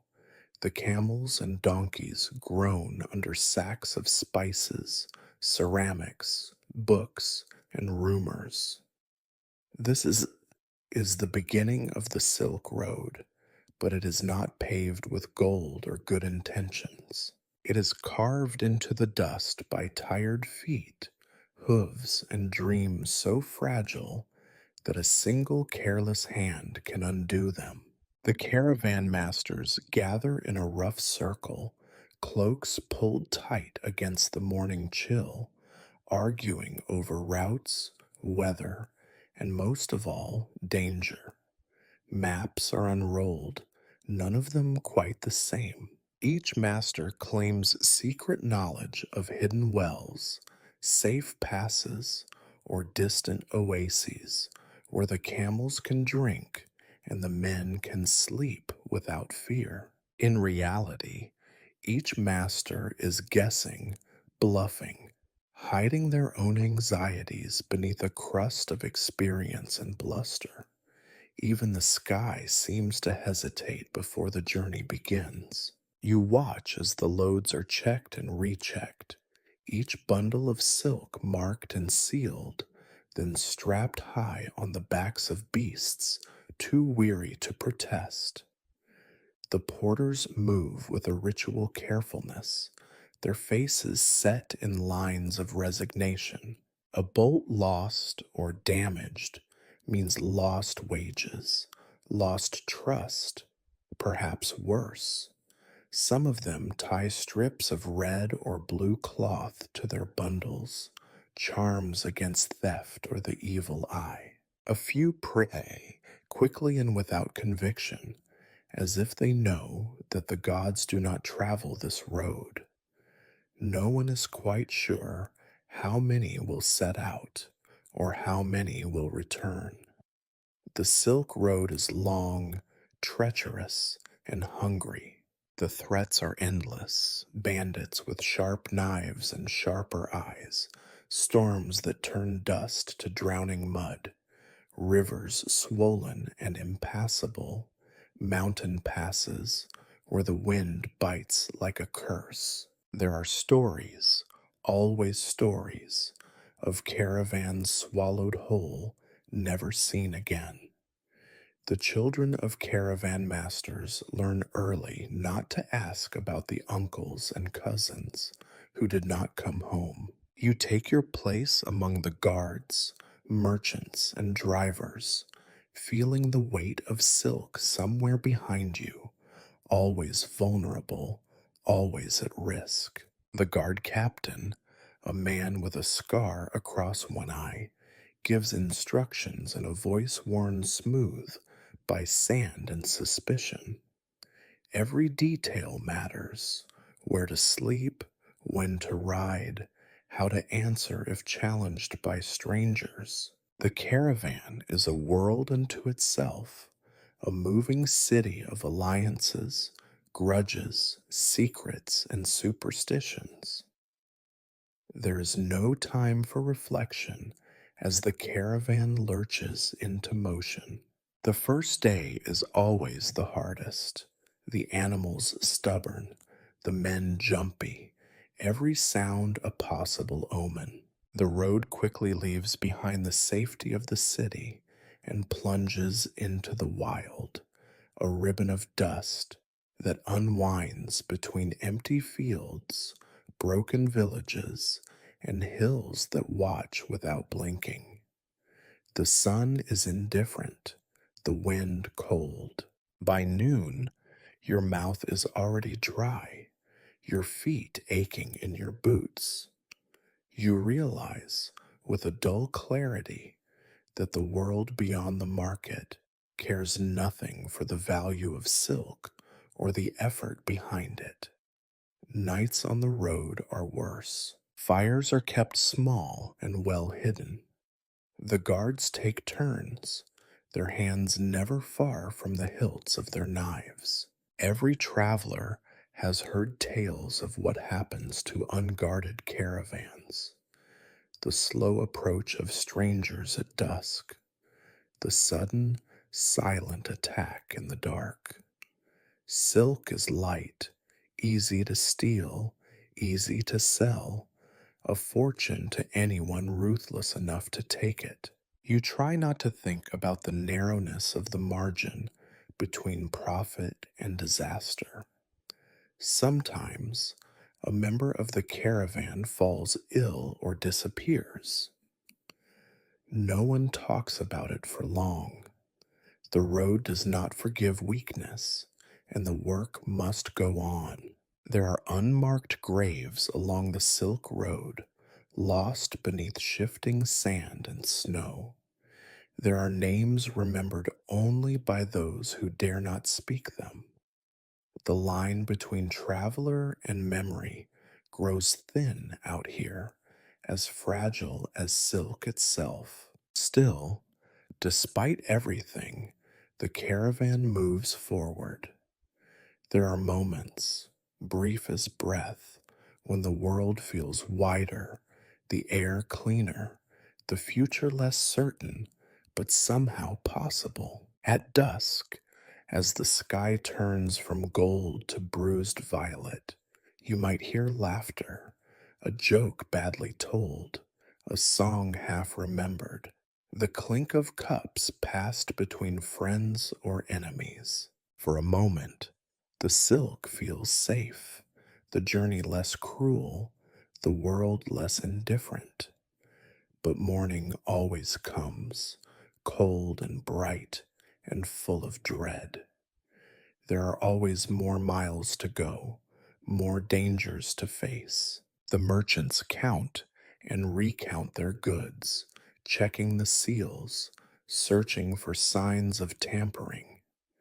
The guards sharpen their blades, the beasts shuffle and groan, and you, caught between fear and hope, wonder if you will ever see the journey's end, or if the road itself is the only home Silk will ever know. As you ride on, you realize that the legend of the Silk Road is not built on triumphs, but on the barest avoidance of disaster, on bundles that survive, on bargains not broken, on the stubborn will to keep moving. The silk endures, wrapped tight, waiting for a future that is never promised.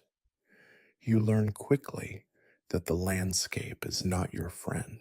The Silk Road, so romantic in stories, is nothing but a gauntlet of exhaustion and loss when you are actually on it. The caravan grinds onward through endless desert, broken only by the occasional mirage, a shimmer on the horizon that promises water, shade, or rescue, and delivers only more sand. The silk, packed tight, sweats in its wrappings. So do you. The desert is the first enemy. Days pass in a haze of heat and thirst, the sun burning even the shadows from the earth. You watch as the line of camels lurches across the dunes, each animal weighed down by bolts of silk, bags of grain, and the desperate hope that the next well is not dry. At night, the cold comes fast and cruel, slicing through the thin tents and leaving the entire caravan shivering, wrapped in whatever scraps of comfort can be scavenged. Fires are forbidden, light draws attention, and attention brings thieves. It is not only the heat and cold that haunt you, but the silence. The desert swallows every sound, except for the soft slap of hooves, the grunt of a camel, or the distant howl of something hungry enough to come close. Time loses meaning. You sleep in snatches, eat without tasting, Walk with your eyes half closed to keep the grit from blinding you. The only measure of progress is the slow, dwindling count of water skins and the fading color of the silk, which seems to lose a little of its shine with every mile. Then come the mountains, jagged and remote, looming like the broken teeth of a world that does not want you. The road narrows, the wind grows sharper, and the air thins until every breath feels like a negotiation with your own body. Here, avalanches and rock slides are as much a threat as bandits, and the path is too narrow for mistakes. A single slip, a single stumble by a laden camel, and the precious cargo, silk and men alike, may tumble into oblivion. You find yourself calculating risk at every turn. Should the caravan travel quickly, racing the weather but risking the beast's exhaustion? Should it linger, risking ambush in the passes? The masters argue, and always the road decides. Some days you make progress, other days you lose ground. You pass the bones of other caravans, lost in storms, or to the slow hunger of the earth itself. Some say the road is haunted by their ghosts, whispering warnings to those who dare to listen. You do not listen. You are too tired to care. Supplies dwindle, tempers fray. The guards, once so proud and vigilant, move with the dullness of men who know that their blades are no match for the cold or for fate. When the food runs low, rations are cut. When the water runs out, hope is cut instead. Sometimes, a bolt of silk is unwrapped in desperation, the precious cloth pressed into service as a bandage, a shroud, or even, when there is nothing else, a last offering to some indifferent spirit of the mountains. The threats are not only natural. Bandits watch the passes, their eyes sharp for travelers weakened by the road.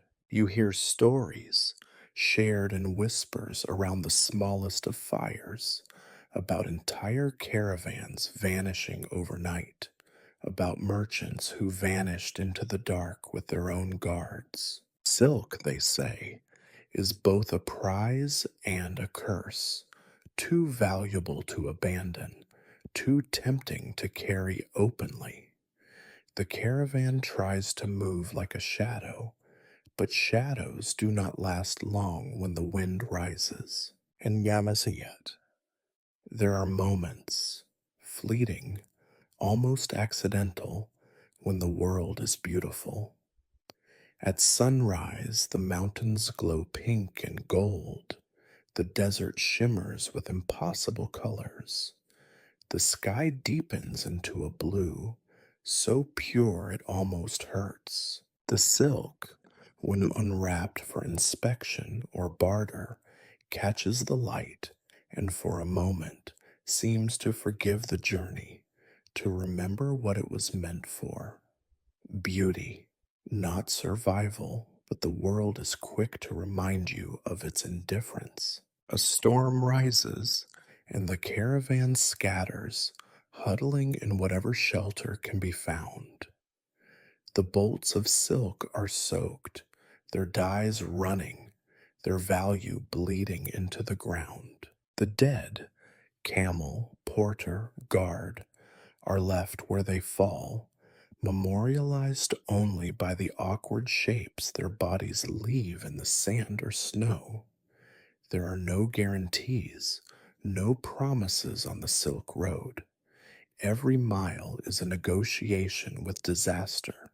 The stories told in the markets are true, but never complete. They do not mention the numbers of those who do not return, the silk that vanishes, the hands that never touch home again. And yet, the caravan moves on. It always does. You watch as the merchants recalculate their losses, as the porters patch their wounds, as the guards sharpen their resolve. The silk, battered and changed, is still precious, perhaps even more so for having survived. The road in the end does not care who walks it, only that someone always does. As you finally descend from the mountains, the desert at your back, and the next city on the horizon, you realize that silk is not just a product of worm and leaf, but of geography, risk, and the stubborn refusal to give in. The world is vast, and most of it is empty, but the promise of silk continues to pull you forward, one treacherous step at a time. The further the caravan travels, the heavier the silk becomes, not in weight, but in value, in suspicion, in danger. You begin to understand why no one trusts the road or each other. The Silk Road is more than sand and stone. It is a corridor of eyes, some hungry, some calculating, all waiting for their moment. The threats along the way have changed. In the market, you feared theft by clever hands. On the road, you fear steel, fire, and betrayal. The stories the merchants tell at night are all about loss. A caravan leader who woke to find half his guards gone, bribed away by rivals. A secret shipment of silk that vanished, replaced overnight with sacks of sand. A merchant who thought he had friends in every oasis, only to disappear without a trace. You learn that secrecy is as much a commodity as silk. The best caravans move quietly, avoiding the obvious routes, changing plans at the last moment. There are always spies, men who sell information about where the silk is, how much there is, how heavily it is guarded. Some spies ride with you, disguised as porters or pilgrims, offering gossip and smiles in exchange for nothing. Others wait at the way stations, eyes sharp, ears open. You realize that every caravan is a game of misinformation and that every careless word has its price. The first real attack comes at dusk when the sun is a thin red bruise on the edge of the world. You see the warning signs: birds taking flight, camels shifting nervously, guards gripping their weapons with white knuckles. Then the bandits strike, fast and silent, their faces masked, their knives gleaming. The shouts and confusion are over in moments. Some bundles are taken, a guard or two falls, blood staining the dust. The bandits vanish as quickly as they appeared, leaving behind a sick silence and a count of losses. You help count the remaining silk, your hands shaking, your eyes searching the shadows for the next threat. The merchants mourn their goods more than their dead. There are arguments: how much was lost, whose fault it was, how much must be paid to the next guard captain to avoid further losses. Trust is a currency here, and it is always in short supply. You hear rumors of entire caravans run by thieves, moving openly under false flags, their leaders paying bribes at every checkpoint. Smuggling is not a crime, you are told, but a necessity, a way to survive the endless appetite of tacksmen and warlords who demand their cut of every bolt. The tricks are endless. Some bolts are marked with false seals, some hidden in secret compartments, some disguised as wool or hemp. Bribes are folded into the cost of doing business, calculated to the last coin. The merchants become actors, performing innocence or outrage as the moment demands. Sometimes, the real trick is to lose a bolt or two, deliberately sacrificed to distract the bandits or to satisfy the curiosity of an ambitious official. You learn to read the signs. A guard too friendly, a new porter with no story, a merchant who spends too much time whispering at the edge of the fire. The world of the Silk Road is built on suspicion, and only the paranoid survive. There are alliances, but they shift like sand. Today's ally is tomorrow's thief. Today's warning is tomorrow's trap. You try to keep your head down to avoid asking questions, to keep your hope tucked away like a last coin. Yet in all this danger, there is a strange camaraderie. The survivors, the guards, the merchants, the porters who have lived through enough raids develop a language of glances, gestures, and jokes that only they understand. In the face of endless threat, there is a kind of bitter pride. We have made it this far. We have not yet been broken. You feel it too, a grim satisfaction each time you pass a milestone, each time you count the bolts of silk and find more left than lost. But the price is high. Each night, someone is gone. A man who slipped away in the dark, a camel cut loose, a bolt of silk that will reappear in a distant market under a different name. The road is littered with broken promises, and no one trusts anyone who smiles too much or counts too quickly. You realize that every yard of silk is woven with secrets, every shipment a story of what was risked and what was betrayed.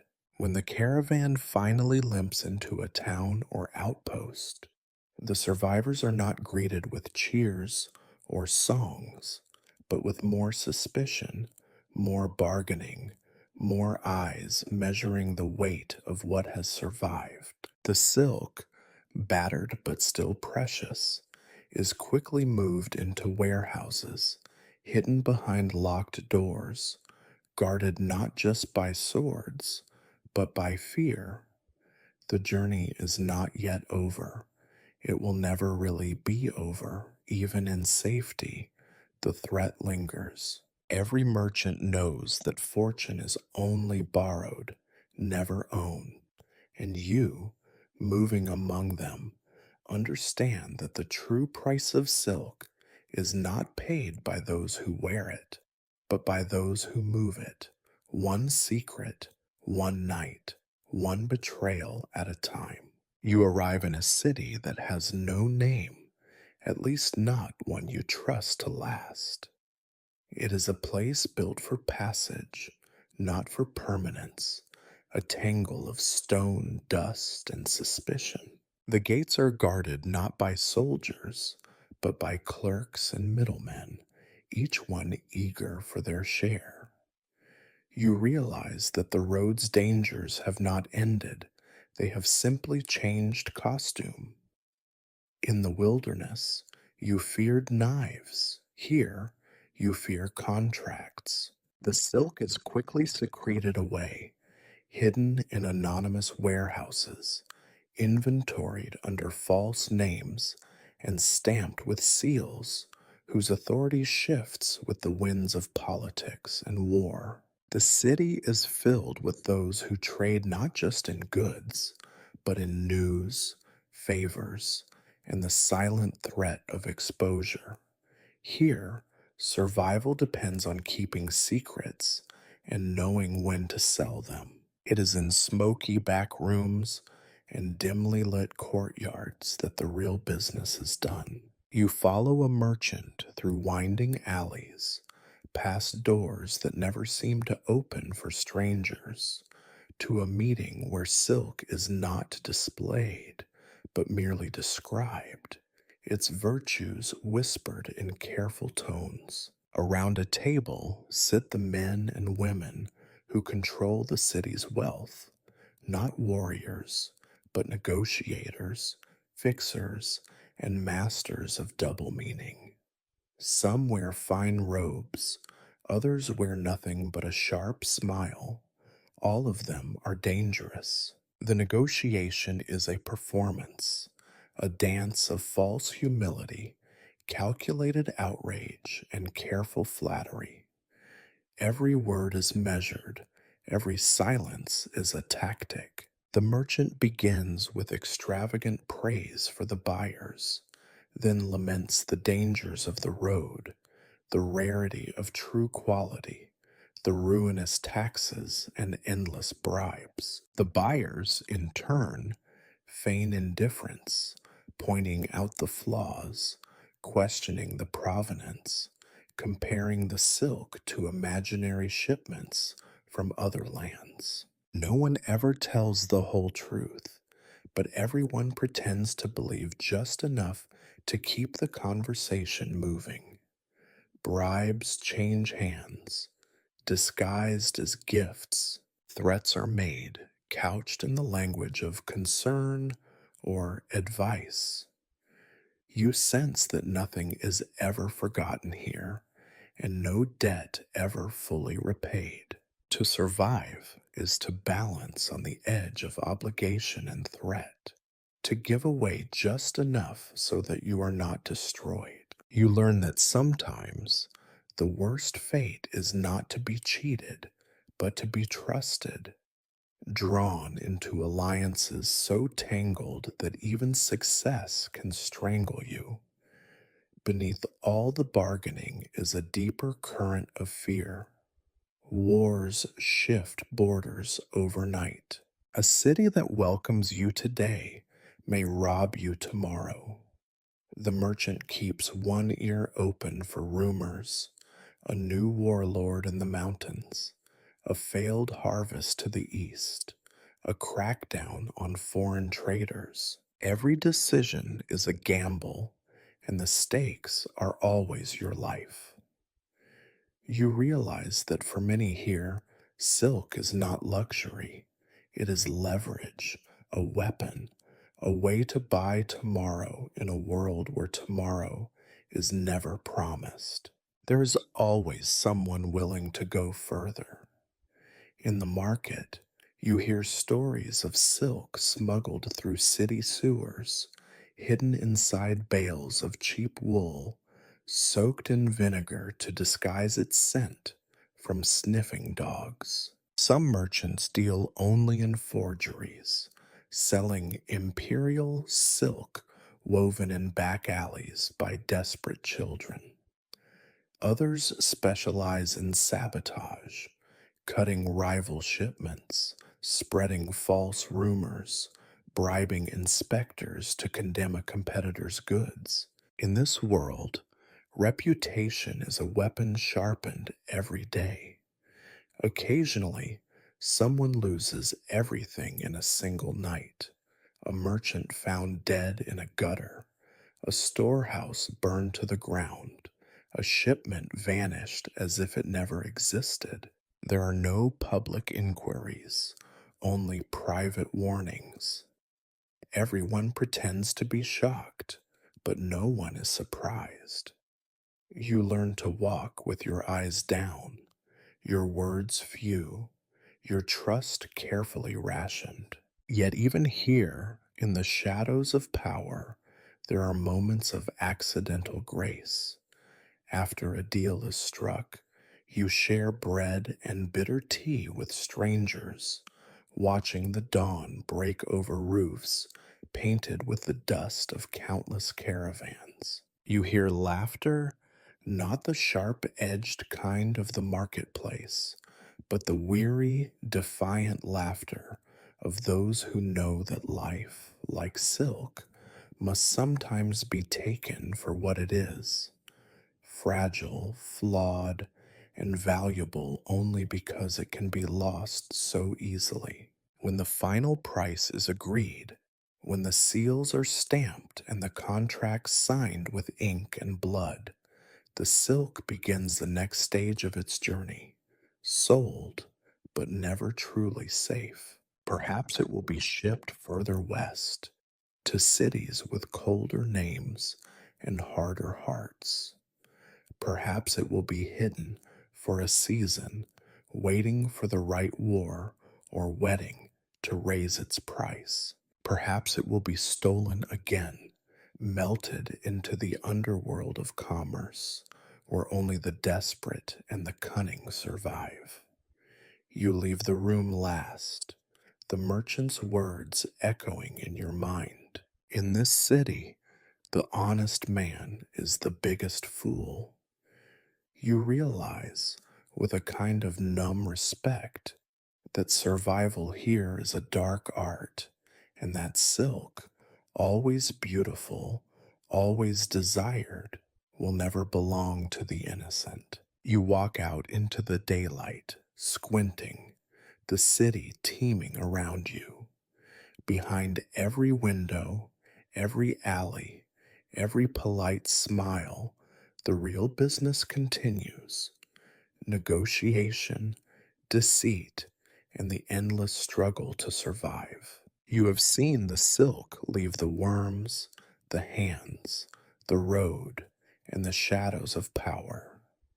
But now comes a new moment, one that almost makes the rest seem simple. The silk is finally revealed to a stranger, someone who has never seen it before, whose only knowledge of the East is rumor, fear, and longing.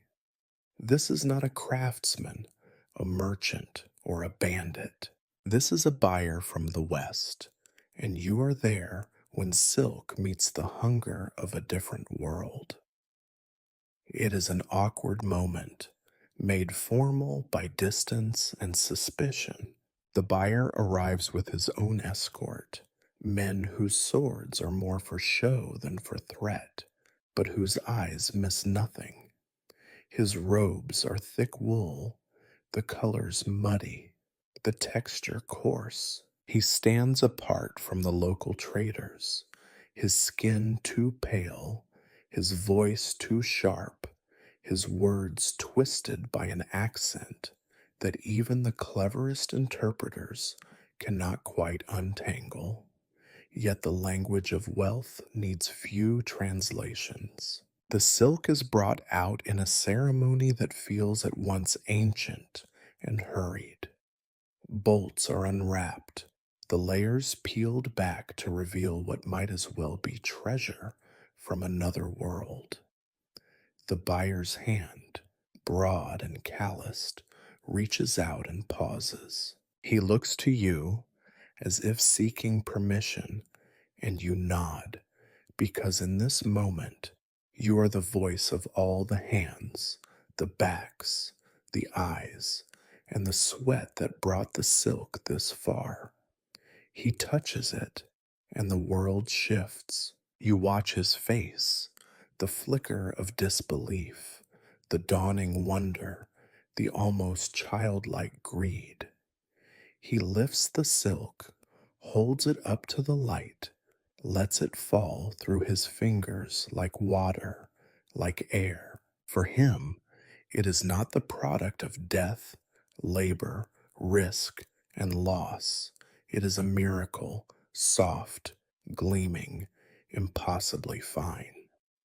He tries to speak, but the right words do not exist in his language. Instead, he offers a sound that is almost reverent, almost fearful. The negotiation that follows is predictable, but now the roles have shifted. The buyer is cautious, but eager. The merchant senses his longing, and the price edges upward with every heartbeat. He demands to know its secrets. How is it made? Why does it shine? Will it keep its color through rain, through war, through the long winter? You answer with half truths and careful shrugs. The true story, the worms, the heat, the hands, would only disappoint him, or worse, tempt him to try for himself. He speaks of the West, of his king or emperor, of the jealousies and rivalries that run like poison through distant courts. He tells you, almost confiding, that silk will change everything. The nobility will clamor for it. The priests will wrap their altars in it. The merchants will murder each other for a bolt of the finest. For a moment, you almost believe in the possibility of happiness, the idea that the world might finally reward those who suffer most. But as the buyer talks, you sense the envy behind his awe. You recognize the fear, the knowledge that something so beautiful, so utterly foreign, will unbalance the fragile order of his own world. He speaks of trade, but dreams of monopoly. He smiles, but calculates the cost of theft, of imitation, of war. The Western gaze, you realize, is never just admiration. It is hunger disguised as praise. The deal is struck. The silk is weighed, measured, wrapped once again, now in the colors of another culture, bound for palaces and cathedrals far beyond your imagining. The buyer pays in coins stamped with unfamiliar faces. Their value is much a matter of trust as of metal. There are gifts exchanged, minor treasures that will mean nothing once the first true profit is made. Promises are given, none expected to last. As the buyer departs, you watch the last of the bolts disappear into his caravan. You wonder if he will tell the story of how silk is made. More likely, he will invent a new tale, one where the silk is spun by magic, where no hands suffer, where the road is safe and the price is only gold. The truth, you realize, is too heavy to carry across such distances. For the workers, the merchants, the guards, there is only the memory of the touch, the shock of someone seeing silk for the first time, the reminder that even the most familiar suffering can become a miracle to the right set of eyes. You do not know whether to envy the buyer or pity him. He has what he wanted, but he has no idea what it truly cost. As dusk falls, you return to your lodging, weighed down by fatigue and the echo of wonder in a stranger's gaze. You realize that the journey of silk is not over. It will be cut, sewn, displayed, envied, stolen, perhaps even worshipped. The West will dream new dreams of the East, and the East will watch, silent and tired, as the world reshapes itself around a thread. And you, who have seen every step, know that the truth is always hidden beneath the surface, soft, bright, and forever just out of reach. You follow the silk one last time, tracing its journey from foreign marketplace to the very heart of power. There, beneath stone arches and painted ceilings, the bolts are finally claimed by tailors whose names are spoken in whispers. Their needles are finer than most swords, their clients hungrier than any bandit. You realize, watching them at work, that nothing truly valuable ever escapes scrutiny, and that silk, having survived every other trial, now faces the most unforgiving of all, the eyes of those who think themselves born to beauty. The royal seamstresses and their apprentices gather in a chamber that smells faintly of lavender and old candle wax. Here, far from the deserts, mountains, and markets, the silk is measured and measured again. Patterns are drawn on parchment, cut and fitted, discarded and begun anew. Every mistake is a scandal waiting to happen. Every success is a fleeting legend, quickly claimed by someone richer, louder, or better connected. You notice the courtiers who linger at the threshold, desperate for a glimpse of the next great miracle, eager to whisper first about its colors, then about its cost, then, most of all, about who will wear it and why.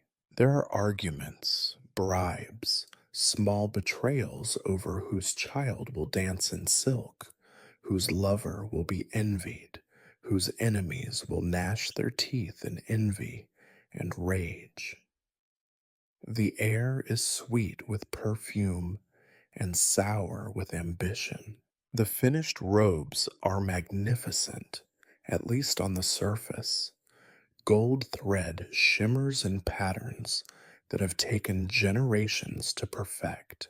Crimson and blue and the green of the summer sea shift and change in the light, making the wearer seem both real and unreal, as if they are not quite made of the same substance as the rest of the world. The courtiers gasp, the tailors bow, and the royal family smiles their careful smiles. At feasts, the robes are displayed like battle trophies, proof that the kingdom is rich, clever, and uniquely favored by the gods. But even in the midst of splendor, the shadows are impossible to ignore. The queen's gown, impossibly light, is the weight of 1,000 small deaths. The prince's sash, soft and luminous, is a bandage woven from calloused hands and sleepless nights. Every fold and hem contains secrets, grief, exhaustion, whispered bargains, and the memory of hunger and cold. You hear the jokes made in the court, behind closed doors. That silk is for those who have never worked, that its smoothness is proof of superiority, that to wear it is to be set apart from the world of dirt and pain. You almost laugh, but the sound does not come. You know the truth. The only thing that sets royalty apart is distance.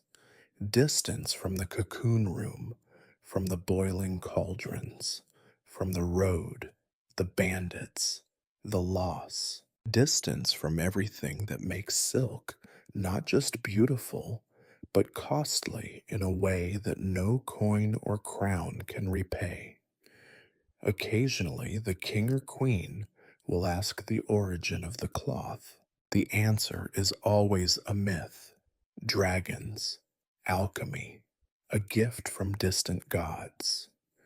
The tailors never mention worms or workers, bandits or buyers. Even the merchants who dare to stand before the throne speak only of journeys and luck, never of the 1,000 small failures behind every success. The court does not want the truth. The court wants stories. In this world of privilege, the price of silk is measured not in blood or sweat, but in the envy of those excluded. Rival nobles plot to steal a scrap of the newest design. Foreign envoys scheme for a bolt to impress their own rulers. The greatest danger, you realize, is not that silk will be ruined, but that it will be copied, that its magic will become mundane, its value lost to overfamiliarity. Even beauty is subject to inflation. Still, there are moments of sincerity. A child, clothed in silk for the first time, dances in a shaft of sunlight, forgetting for an instant the weight of expectation.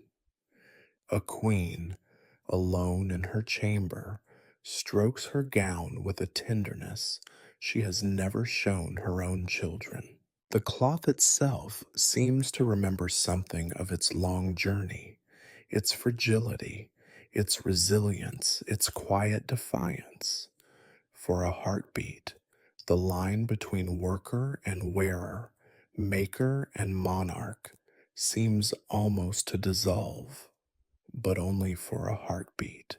The silk is swept into ceremony, its meaning rewritten, its scars hidden. The courtier's praise drowns out the distant cries of those who made it.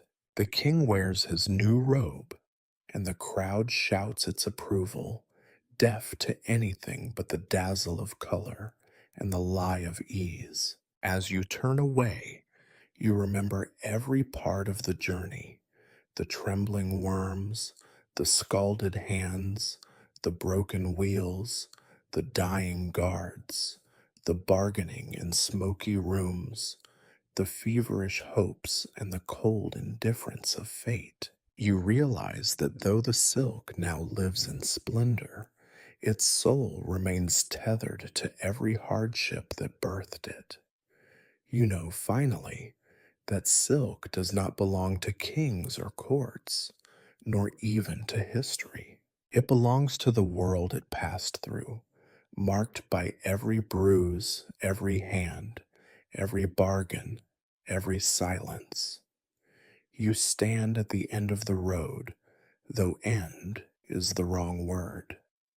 Nothing truly ends on the Silk Road, least of all silk itself. The robe you watched sewn now hangs in a gilded chamber, glowing in the half light as if it had absorbed every sunrise along its journey. There is applause, there is envy, there is the quiet click of coins changing hands. But you know, with a weariness that runs deeper than bone, that what the world sees is not the truth. In the hush that follows the latest celebration, you count the ghosts in the fabric. You recall the soft bodies of worms on beds of chewed leaves, the hands that bled in boiling water, the backs bent beneath the weight of coin and hope and disappointment. The deaths, uncounted, unmourned, ripple through the silk, visible only to those who have stood where you have stood, waited where you have waited. You remember the overseers and their ledgers, the merchants and their schemes, the guards counting coins in the dust, the robbers dividing spoils under a moonless sky, the outcast children who swept the workshop floors, the women who tied knots with swollen fingers, the men who measured risk not in dreams, but in distance and hunger. You realize, with a chill, that the history of silk is not a history of beauty, but of cost, measured in lives divided, ruined, exhausted, sometimes raised up, but more often forgotten. You see, too, the faces of those who gained: the royal child who dances in a silken robe, the merchant's wife who boasts of patterns only her rivals can envy, the poet who finds a metaphor in the gleam of a scarf, the noble who sits a little straighter for wearing what no one else can afford. They will tell the story of silk as a miracle, a conquest, a proof of civilization's progress.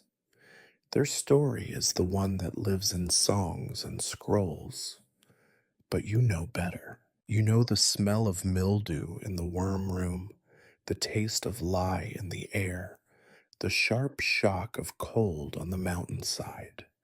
You know the weight of a coin that might be a reward or an accusation. You know how many hands the silk has passed through, how many lives it has touched, and how many it has broken or saved or simply used up and left behind.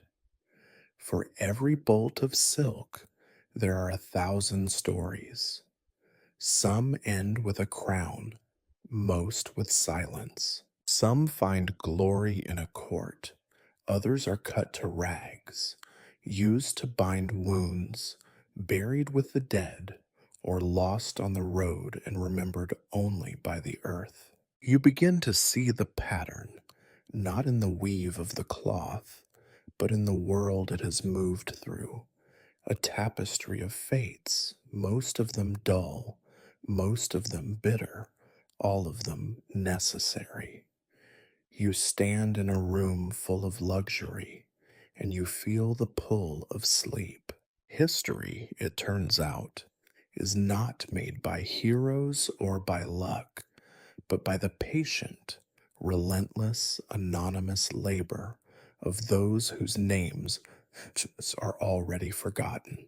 The Silk Road did not connect empires, it connected suffering and ambition, luck and loss, hope and resignation. As you prepare to leave, you cast one last glance at the silk, shimmering softly in the royal gloom. It is beautiful, yes, but it is also a warning. Everything precious is purchased with something, and often that something is the only thing we have left to give. You close your eyes, and the story unwinds behind your eyelids. Leaf, worm, hand, thread, cloth, bargain, knife, fire, gold, envy, memory. You know that when you wake, nothing will have changed except your own sense of weight, the kind that pulls at your bones and lulls you towards sleep. So you let yourself drift, sinking into the hush that history leaves behind. If the tale is boring, let it be so. At least it is true.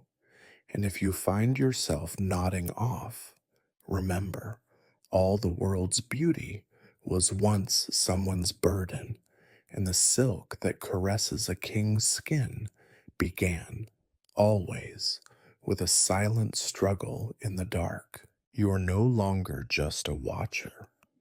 You are woven into the story, part of the endless pattern, a thread stretched thin by distance, time, and the need to endure. Sleep well. History will still be here when you wake.